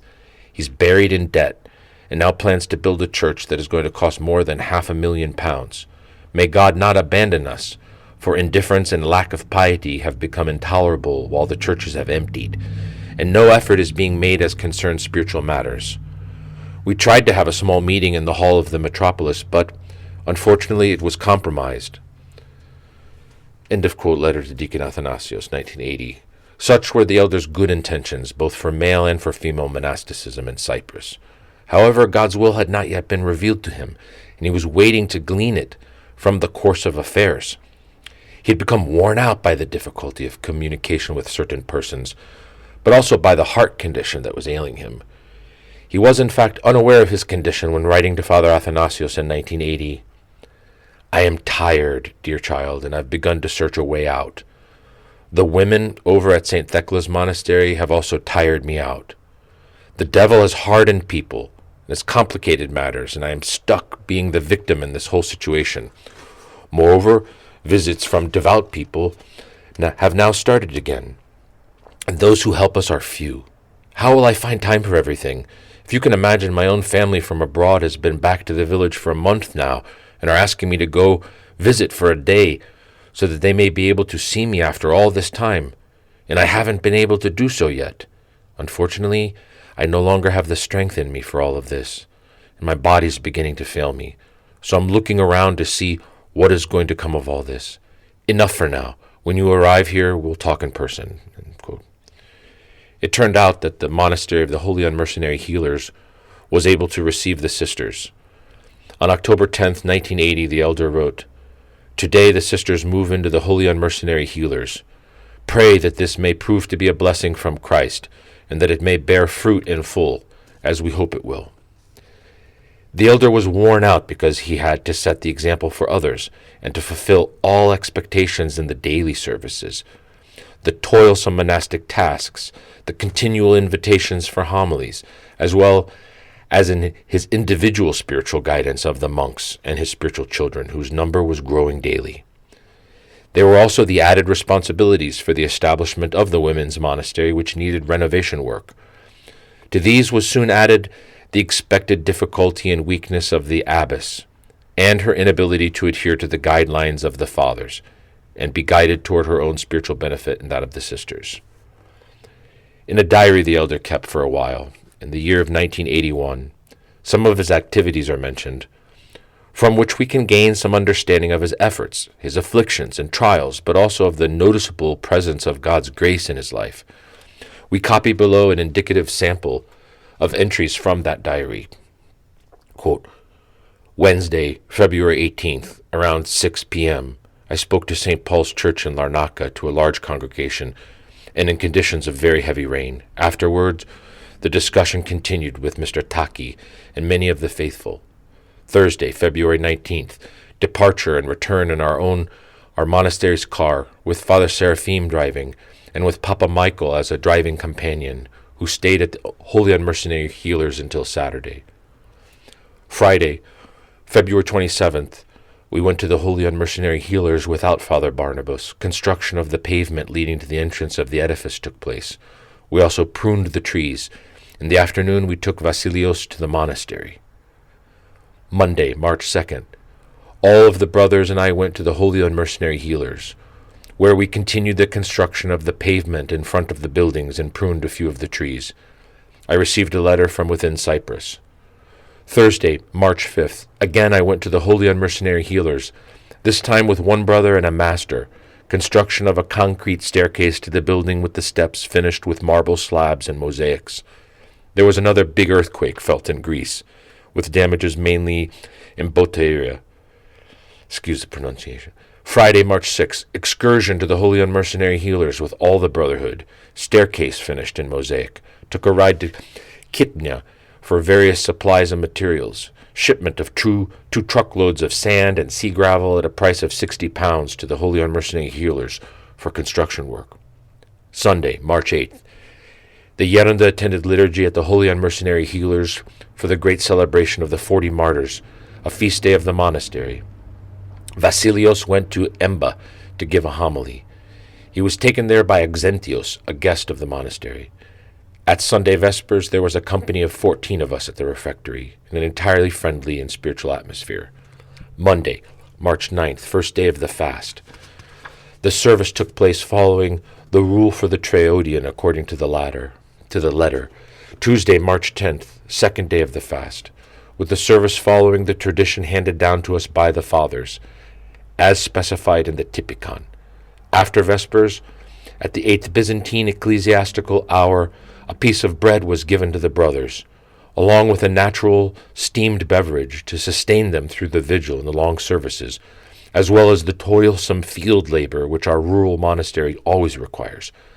At the 10th hour in Byzantine time, Metropolitan Chrysostom visited our monastery accompanied by the Minister of Public Transportation and other various council members from public offices. The issue of the road leading from the monastery to Tesada was discussed with them, and there was an exchange of opinions on this matter. Wednesday, March 11th, first pre-sanctified liturgy. The elder visited, referring to himself, the monastery of the Holy Unmercenary Healers. Deacon Athanasios went to Kipna, where he does catechesis class every Wednesday afternoon. Saturday, March 14th, gardening work again. The fathers helped the handyman Nick build a fence for the chicken coop and rabbits. We also dug holes to plant orange trees from the greenhouse in Aquilia. Monday, March 16th, the elder went to Paphos to arrange for the purchase of orange trees from the greenhouse in Aquilia. He also arranged with the authorities to replace the electric generator with an industrial unit. On the way back, the entire brotherhood planted the saplings, even though it meant that they could not keep to their regular schedule because there was a danger that the plants might be damaged since the proper time for the planting had passed. End of excerpt from the diary. To continue. To an outside observer, unschooled in the Orthodox patristic tradition, life at the monastery would seem to be a routine, but the spiritual life and the presence of the grace of God was intensely felt. When the elder spoke, many reported that they saw him surrounded by light. When, as a novice, I was once reading in the refectory the letters of St. Joseph the Hesychist from the book Monastic Wisdom, the elder was filled with the grace of God. He wept, and the presence of grace was so intense in the refectory that all of the fathers were in tears, and I could not continue. I just stopped. They all wept, and their tears testified to the presence of the grace of God. Our Yerunda then said characteristically and in a low voice, "The Yerunda is here. The spirit of the elder is here," referring to Papu Yosef the Hesychist. Our Yaranda endeavored to teach the younger generation something of the indescribable self-denial that he himself had experienced at the sight of his own elder. It was great and holy Saturday, and our elder suggested, "Tomorrow let us cook broad beans from our garden." One of the brothers then said, "Elder, are we to eat broad beans on Pascha?" Then the elder told them to harvest all the broad beans in the garden and said, "We will be eating from these every day until we finish them." They lasted for 1 week. For the whole of Bright Week they were eating broad beans, and the elder ate the same as they did. Quite some time had already passed since the elder had been working in Cyprus diligently and selflessly for the benefit of the church. However, the fame he acquired without seeking it had started to affect certain people in the church the wrong way. The people followed him around. Officials and other important people frequently visited the monastery. The elder's good reputation also spread to the Church of Antioch. Bishop John of Laodicea of the Patriarchate of Antioch visited the monastery with his deacon John, who is currently the Patriarch of Antioch, and with Hieromonk Michael, who later took the name Ephraim and became the Metropolitan of Tripoli. They stayed for 20 or 25 days at the monastery, wishing to establish ties with Minty. In his diary, the elder wrote, quote, "Thursday, August 6th, Feast of the Transfiguration. After an extended vigil until 2:30 a.m., we paused after the first hour, and at 7 a.m., we continued with the Divine Liturgy with our visitors from Syria. The bishop celebrated the liturgy as a simple priest. After this most contrite service, we went to the refectory and then retired to our rooms. The bishop discussed at length with the elder about the various topics related to monastic life, and generally about our monastic rule and tradition, with Hero Deacon John serving as interpreter. The same continued after dinner, as always happens in the afternoon hours and after Vespers. Compline took place outdoors in the courtyard. Friday, August 7th. The bishop and his people were present at the service and took communion in the altar at the Divine Liturgy. Then they sat for breakfast outdoors in the courtyard and afterward retired to their rooms. Deacon John, along with Deacon Athanasios, went to Paphos to arrange for their tickets. At the Paraclesis, we were all in the church and afterward in the refectory. Then they asked to leave for St. Neophytos so that they could reserve their return seats by phone, and the elder took them around 4 in the afternoon.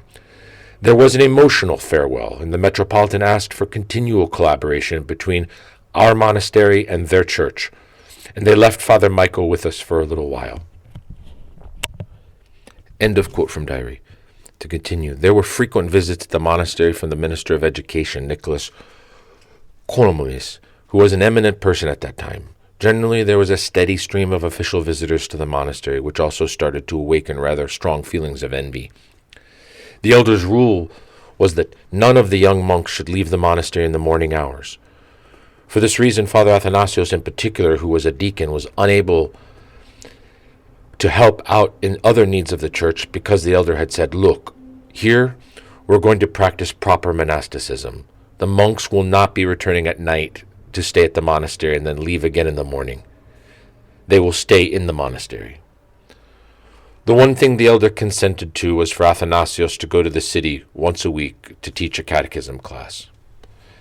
The elder's views concerning the organization and rule of the monastery started to offend a number of powerful clerics and even a monastery whose abbot had adopted the elder's spirit, and they started expressing their displeasure both openly and secretly, even to the Metropolitan.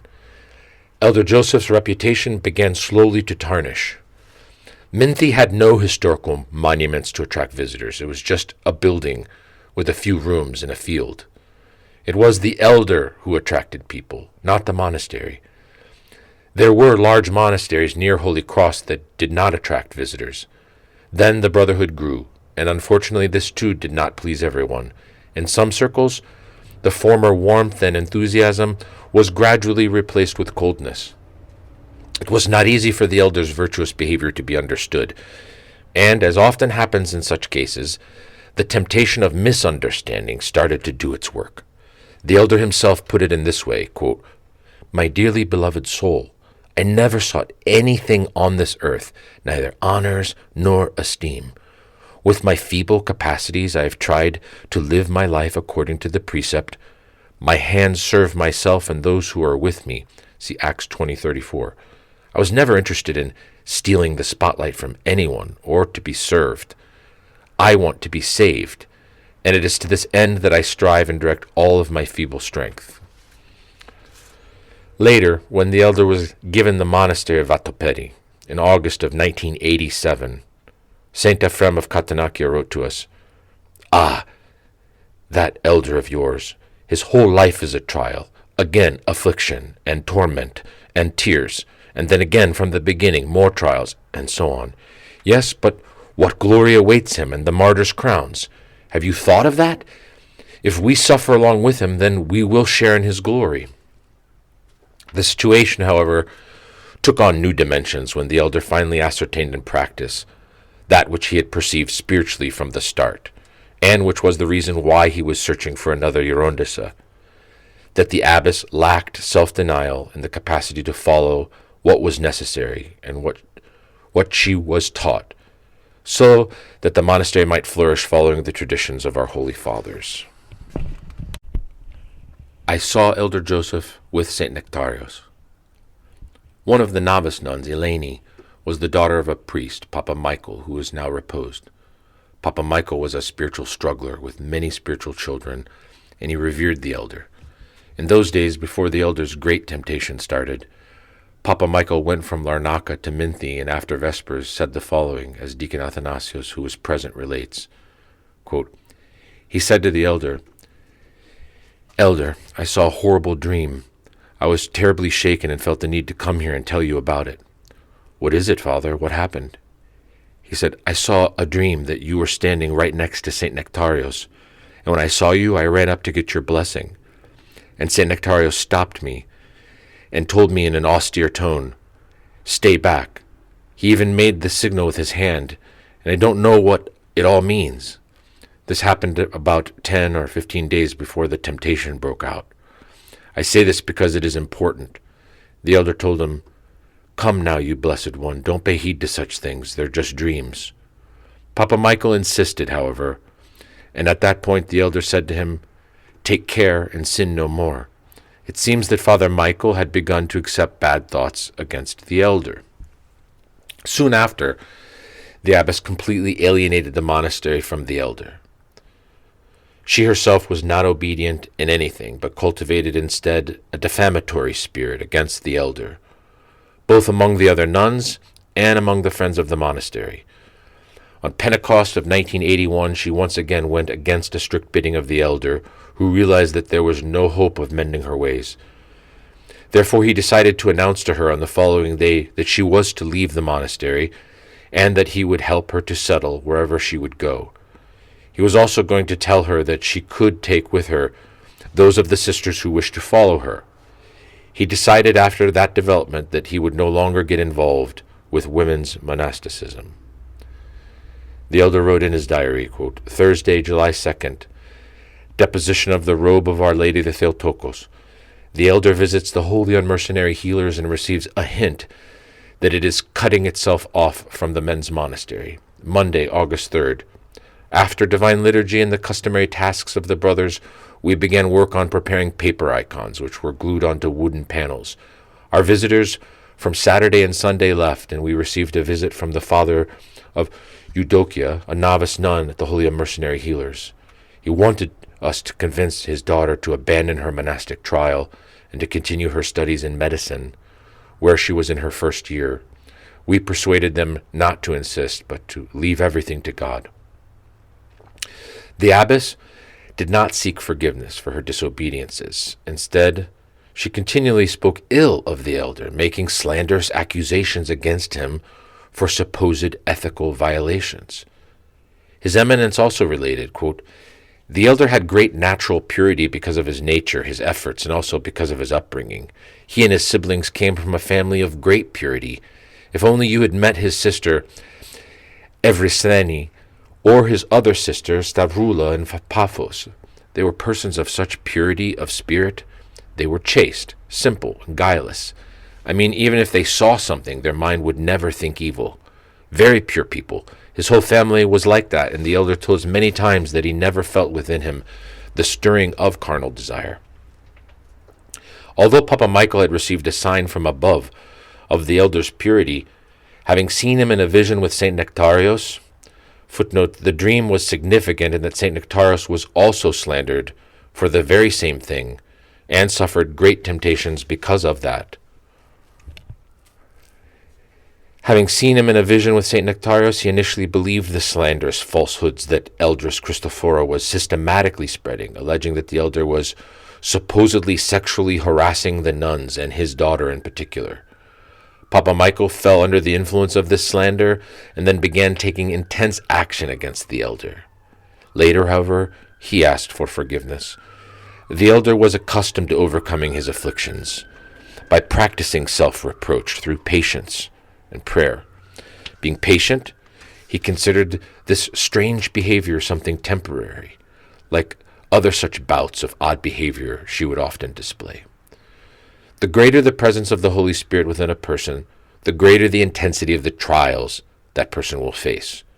Proportionate, of course, is also the help of God's grace. As the Holy Apostle Paul says, God is faithful, who will not allow you to be tempted beyond what you are able, but with the temptation will also make the way of escape, that you may be able to bear it. 1 Corinthians 10:13. However, the words of the apostle are made valid only when we confront temptation in the appropriate manner, that is, without complaint or condemnation, without bearing a grudge or engaging in any kind of vengeful action against those who occasion the temptation or affliction. If anyone renders evil for evil, which is to say vengeance in any of its forms, even in thought, then that person renders himself bereft of divine grace. In his trials, he acquired greater virtues. The elder would say to his disciples, "Ignore it, my child. In my own heart, I have never allowed any ill will toward anyone. My whole struggle has been to never allow the spirit of vengeance to enter my heart." He faced the trials and unjust afflictions that certain people caused him, especially during that period, with self-reproach, patience, prayer, and love of his enemies. If he had acted differently, a problem of great dimensions would have been created for those who were slandering him. He knew well the spiritual law and the commandments of Christ, and gained spiritually, attaining to virtue with his struggle and prayer and full spiritual awareness. He considered those periods of temptation times of spiritual work and harvest. His disciples can relate the beneficial results of his prayer in that period and throughout his life.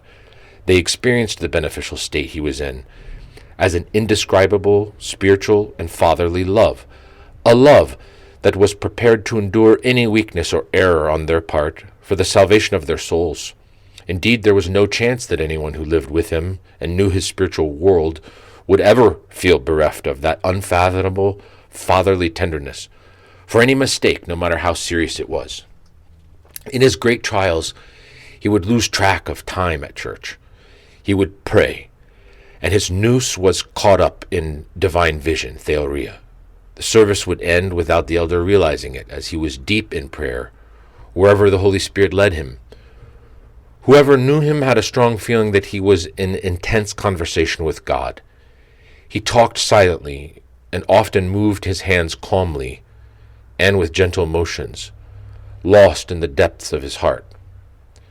At Minty, there were still only a few monks, and they never left the church before the elder did. The service would end, and the elder kept on praying.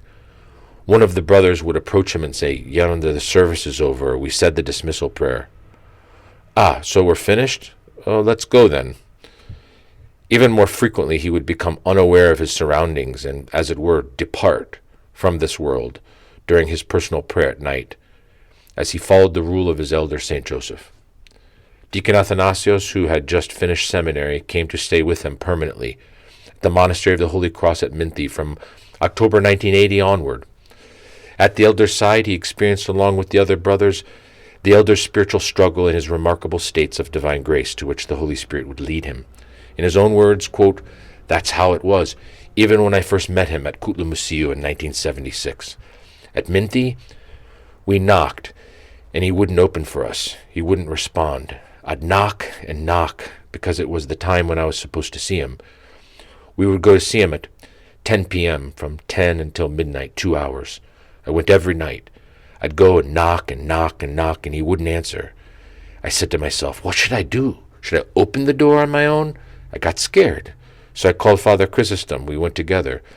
By the prayers of the Holy Fathers, we opened the door, and he was kneeling on his rug and praying. What is it? He asked. What do you want here? Yaranda, we've been knocking, and you didn't answer. When were you knocking? For a while now, and we got scared. What did you think was going to happen to me? As usual, there was no comment. He never spoke of the other worldly states that were granted to him from above. Another time, he did something that was unusual for him. For a while, whenever the elder went to Paphos from Minty, he almost always took me with him. I knew the roads a little bit better than the elder did, but that was not the main reason for taking me with him. Did he do it for the company? Was it that he wanted to help me? I don't know. He often said, come, Deacon, we're heading out. You know, of course, how punctual he was. I once went to his cell, and it was about 8 a.m. or 8:30 a.m. It went 11 a.m., and he was still not down from his cell. I waited and waited and waited, and in the end went up and found him sitting in his little chair holding a prayer rope and praying. I said, Yananda, aren't we going? I don't know, my child. I think not. But you said we were to go. We have errands to run. I am praying, he said, and thinking, should we go or should we not go? It was as if he were praying to see what would happen. Then he said decisively, it's final, we're not going. Especially in time of trial, he prayed incessantly. He fasted and prayed. At Minty, he guided the fathers in the fasts that he himself followed. Aside from the regular fasts of the Church, he also fasted before the Feast of the Holy Cross. Specifically, after the Feast of the Dormition of the Theotokos in mid-August, we fasted without oil until the Feast of the Holy Cross. He said, we're going to celebrate the Holy Cross, so we must first fast. Another time he said, let us fast for a week so that God may help us in some matter we were facing. Those were voluntary extra fasts. Footnote, in practice it happened in the following way. From the day after the Feast of the Dormition until the Feast of the Holy Cross, Monday through Friday was a strict fast without oil like during Great Lent, with the exception of the Feast of the Nativity of the Theotokos. He knew well the power of such ascetic practice from his elder. It was the same ascetic practice that he too followed when he was later called to VATOPEDI. Deeply aware of the great spiritual burden he was taking on for the monastery's reform, he alone fasted for 3 years straight, even from oil. The temptation takes on new dimensions. This temptation, however, involving Eurondysa Christophora, instead of waning, was taking on greater dimensions. So when Saint Ephrem of Katenakia fell ill, Elder Joseph visited him at the hospital in Athens where he was being treated, both to be at his side and to seek advice on what needed to be done. Yosef, it is a temptation, Saint Ephrem told him. If they tell you to go, just go. If they drive you out of one city, go to another. In his diary, Elder Joseph wrote, quote, Wednesday, September 30th. After the liturgy, I went to Paphos together with Deacon Athanasios, and when the elder got leave of the bishop to visit Elder Ephrem of Katenakia, who was being treated at a hospital in Athens, immediately Hero Deacon Athanasios had the passports prepared, or rather arranged for a pass to be issued. It was necessary that we go to Nicosia to collect them, and following that, we returned to the monastery on the same day. In the afternoon, we received visits from Mr. Andrew Tambourlas and Mr. Andrew Themtolis, who brought their families, as well as our steward, Father Neophytos, Papa Nicholas from Cantu, and other young people. Friday, October 2nd, Feast of Saints Cyprian and Justina. Very early in the morning, around 4 a.m., the elder left in the monastery's car for Larnaca, where he would take a flight to Athens to meet the ailing Papa Ephrem of Katenakia. Saturday, October 3rd, visit to our monastery by Mr. George and his wife from Xylotopomou, Mr. Kostas Koumidis from Athens, Mr. Michaelis Servanos from Pyrgos, and other youth from Limassol. The elder was absent, and everyone left saddened. Monday, October 5th, At around 11 a.m. on Monday, the elder returned to our monastery from Athens by way of Larnaca. In Athens, he met up with the ailing elder Ephraim of Katonachia and spoke with him about the urgent matter of the temptation that nun Christophora has brought about, and which unfortunately she continues to cause. The elder briefly visited Meteora, specifically the monasteries of the Transfiguration, All Saints, Varlam, and St. Stephanos. Wednesday, October 7th, irrevocable decision of the brothers and the elder to leave for the Holy Mountain. Applications were made for discharge documents and exit permits, which were granted. In the afternoon, there was a meeting in the small house of the monastery with the families of A. Tambourlas and Miss Despina from Lower Paphos, and also with Father Neophytos, all of whom reacted strongly, begging with tears, the elder especially, not to act on that decision. Thursday, October 8th, our efforts were supported by the young students, Neophytos Sapas, George, and Paraskevas, who arrived at the monastery in the afternoon. These young men went to Paphos today along with the elder and Deacon Athanasios to return to their town, while the elder sought to prepare his passport. Mr. Andrew and Miss Rita from Nicosia were arranging for a meeting with the archbishop to provide proof of the falsehood of Christophora's accusations. Deacon Athanasios and novice Vasilios went to Limassol, Larnaca, and Nicosia to arrange for their passports and exit permits. Friday, October 9th. In the afternoon, we were visited by Commendrite Alexios and Deacon Joachim from the Monastery of St. Neophytos, and our Commendrite Leontios from Polemi, all of whom stayed for a while and discussed the issue at length, imploring the elder not to leave the monastery. When the visitors had left for their homes, the brothers returned from their excursion, bringing with them Father Joachim from Larnaca and a student named George. Saturday, October 10th, after liturgy, Father Joachim had to leave. Throughout his visit, he was begging the elder and the brothers not to leave, also conveying to them the similar pleas of the Solomaris and Michaelides and the others. To continue. Indeed, while a multitude of people, including his spiritual children, were begging the elder to stay in Cyprus, the elder had made up his mind to go, as happened a few days later. The elder sent Father Athanasios to the Holy Mountain to seek St. Paisios' advice as well. He was never content solely with his own opinion. Also, it was necessary to find some cell for the likely return of the Brotherhood. It was mid-October 1981 when the Brotherhood departed from Minty and stayed 7 or 8 days at the Holy Monastery of Stavrovouni. They were waiting for Deacon Athanasios to return from the Holy Mountain and inform them of what St. Paisios had said, because there was a possibility that they would stay somewhere else in Cyprus. Considerations of a return to the Holy Mountain. Metropolitan Athanasios of Limassol recounts his visit to St. Paisios that occurred at the cell of Panagouda.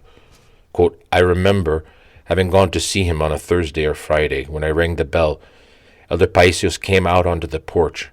He saw me, and before I had even managed to tell him anything, he said, Hey, deacon. I was a deacon then. Come on.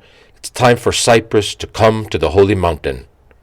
I was standing by the railing that was approximately 10 meters further down, and Elder Paisios was standing on the porch of his cell.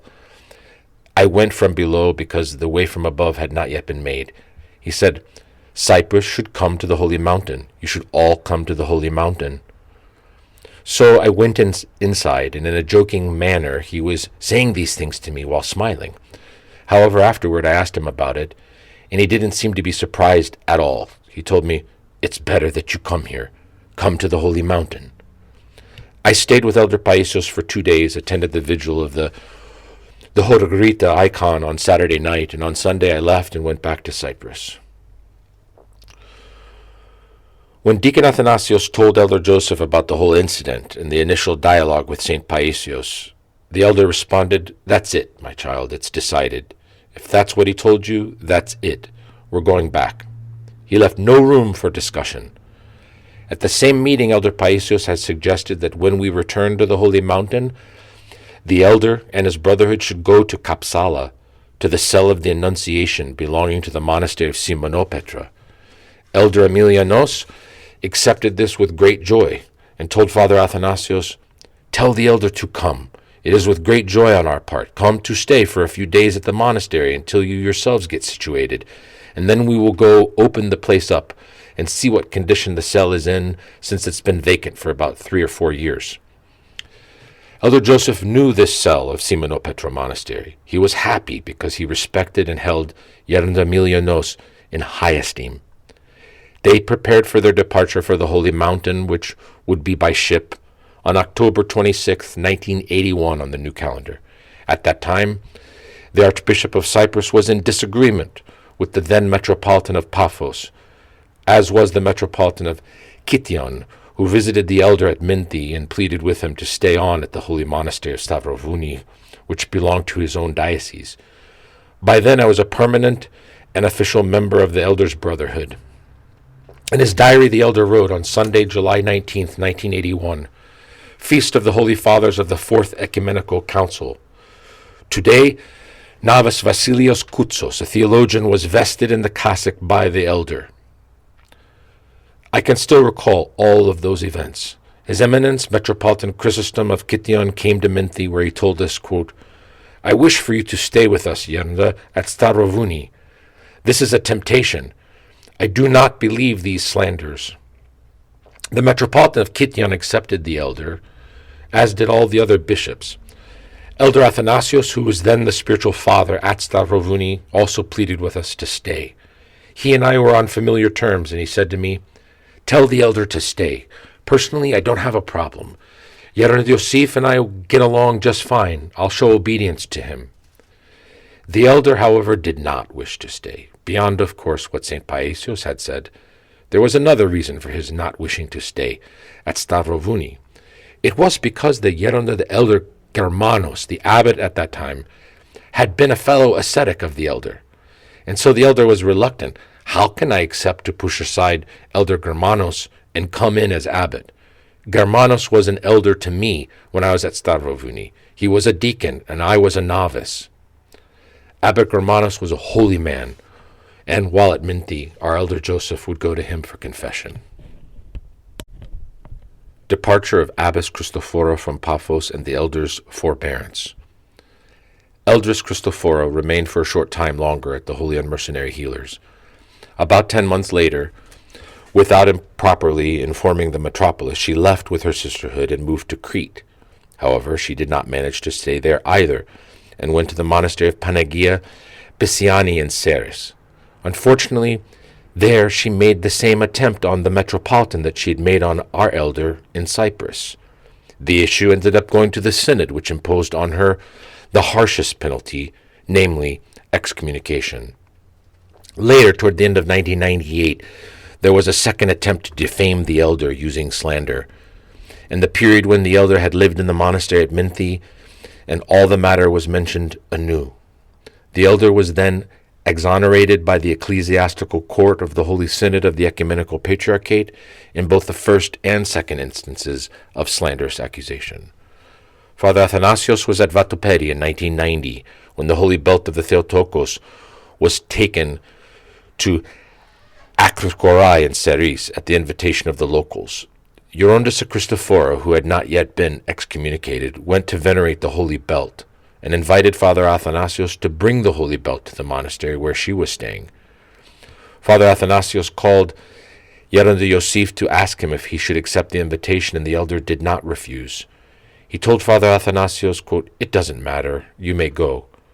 He had already forgiven her, and told Deacon Athanasios to tell her that he was including her in his prayers, something he did until his repose. When I went, relates Father Athanasios, I asked her, "Eldress, what did you think you were doing? Why did you say all those things about the elder, which caused us so much grief? It was winter, and you put us in the streets." My priest, I lit up a match and had no idea that the whole forest would be burned. But also the elder wanted to have me removed.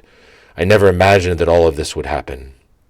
Anyway, that morning I served the Divine Liturgy and left. A few months later, she was kicked out of Ceres as well. End of chapter 5.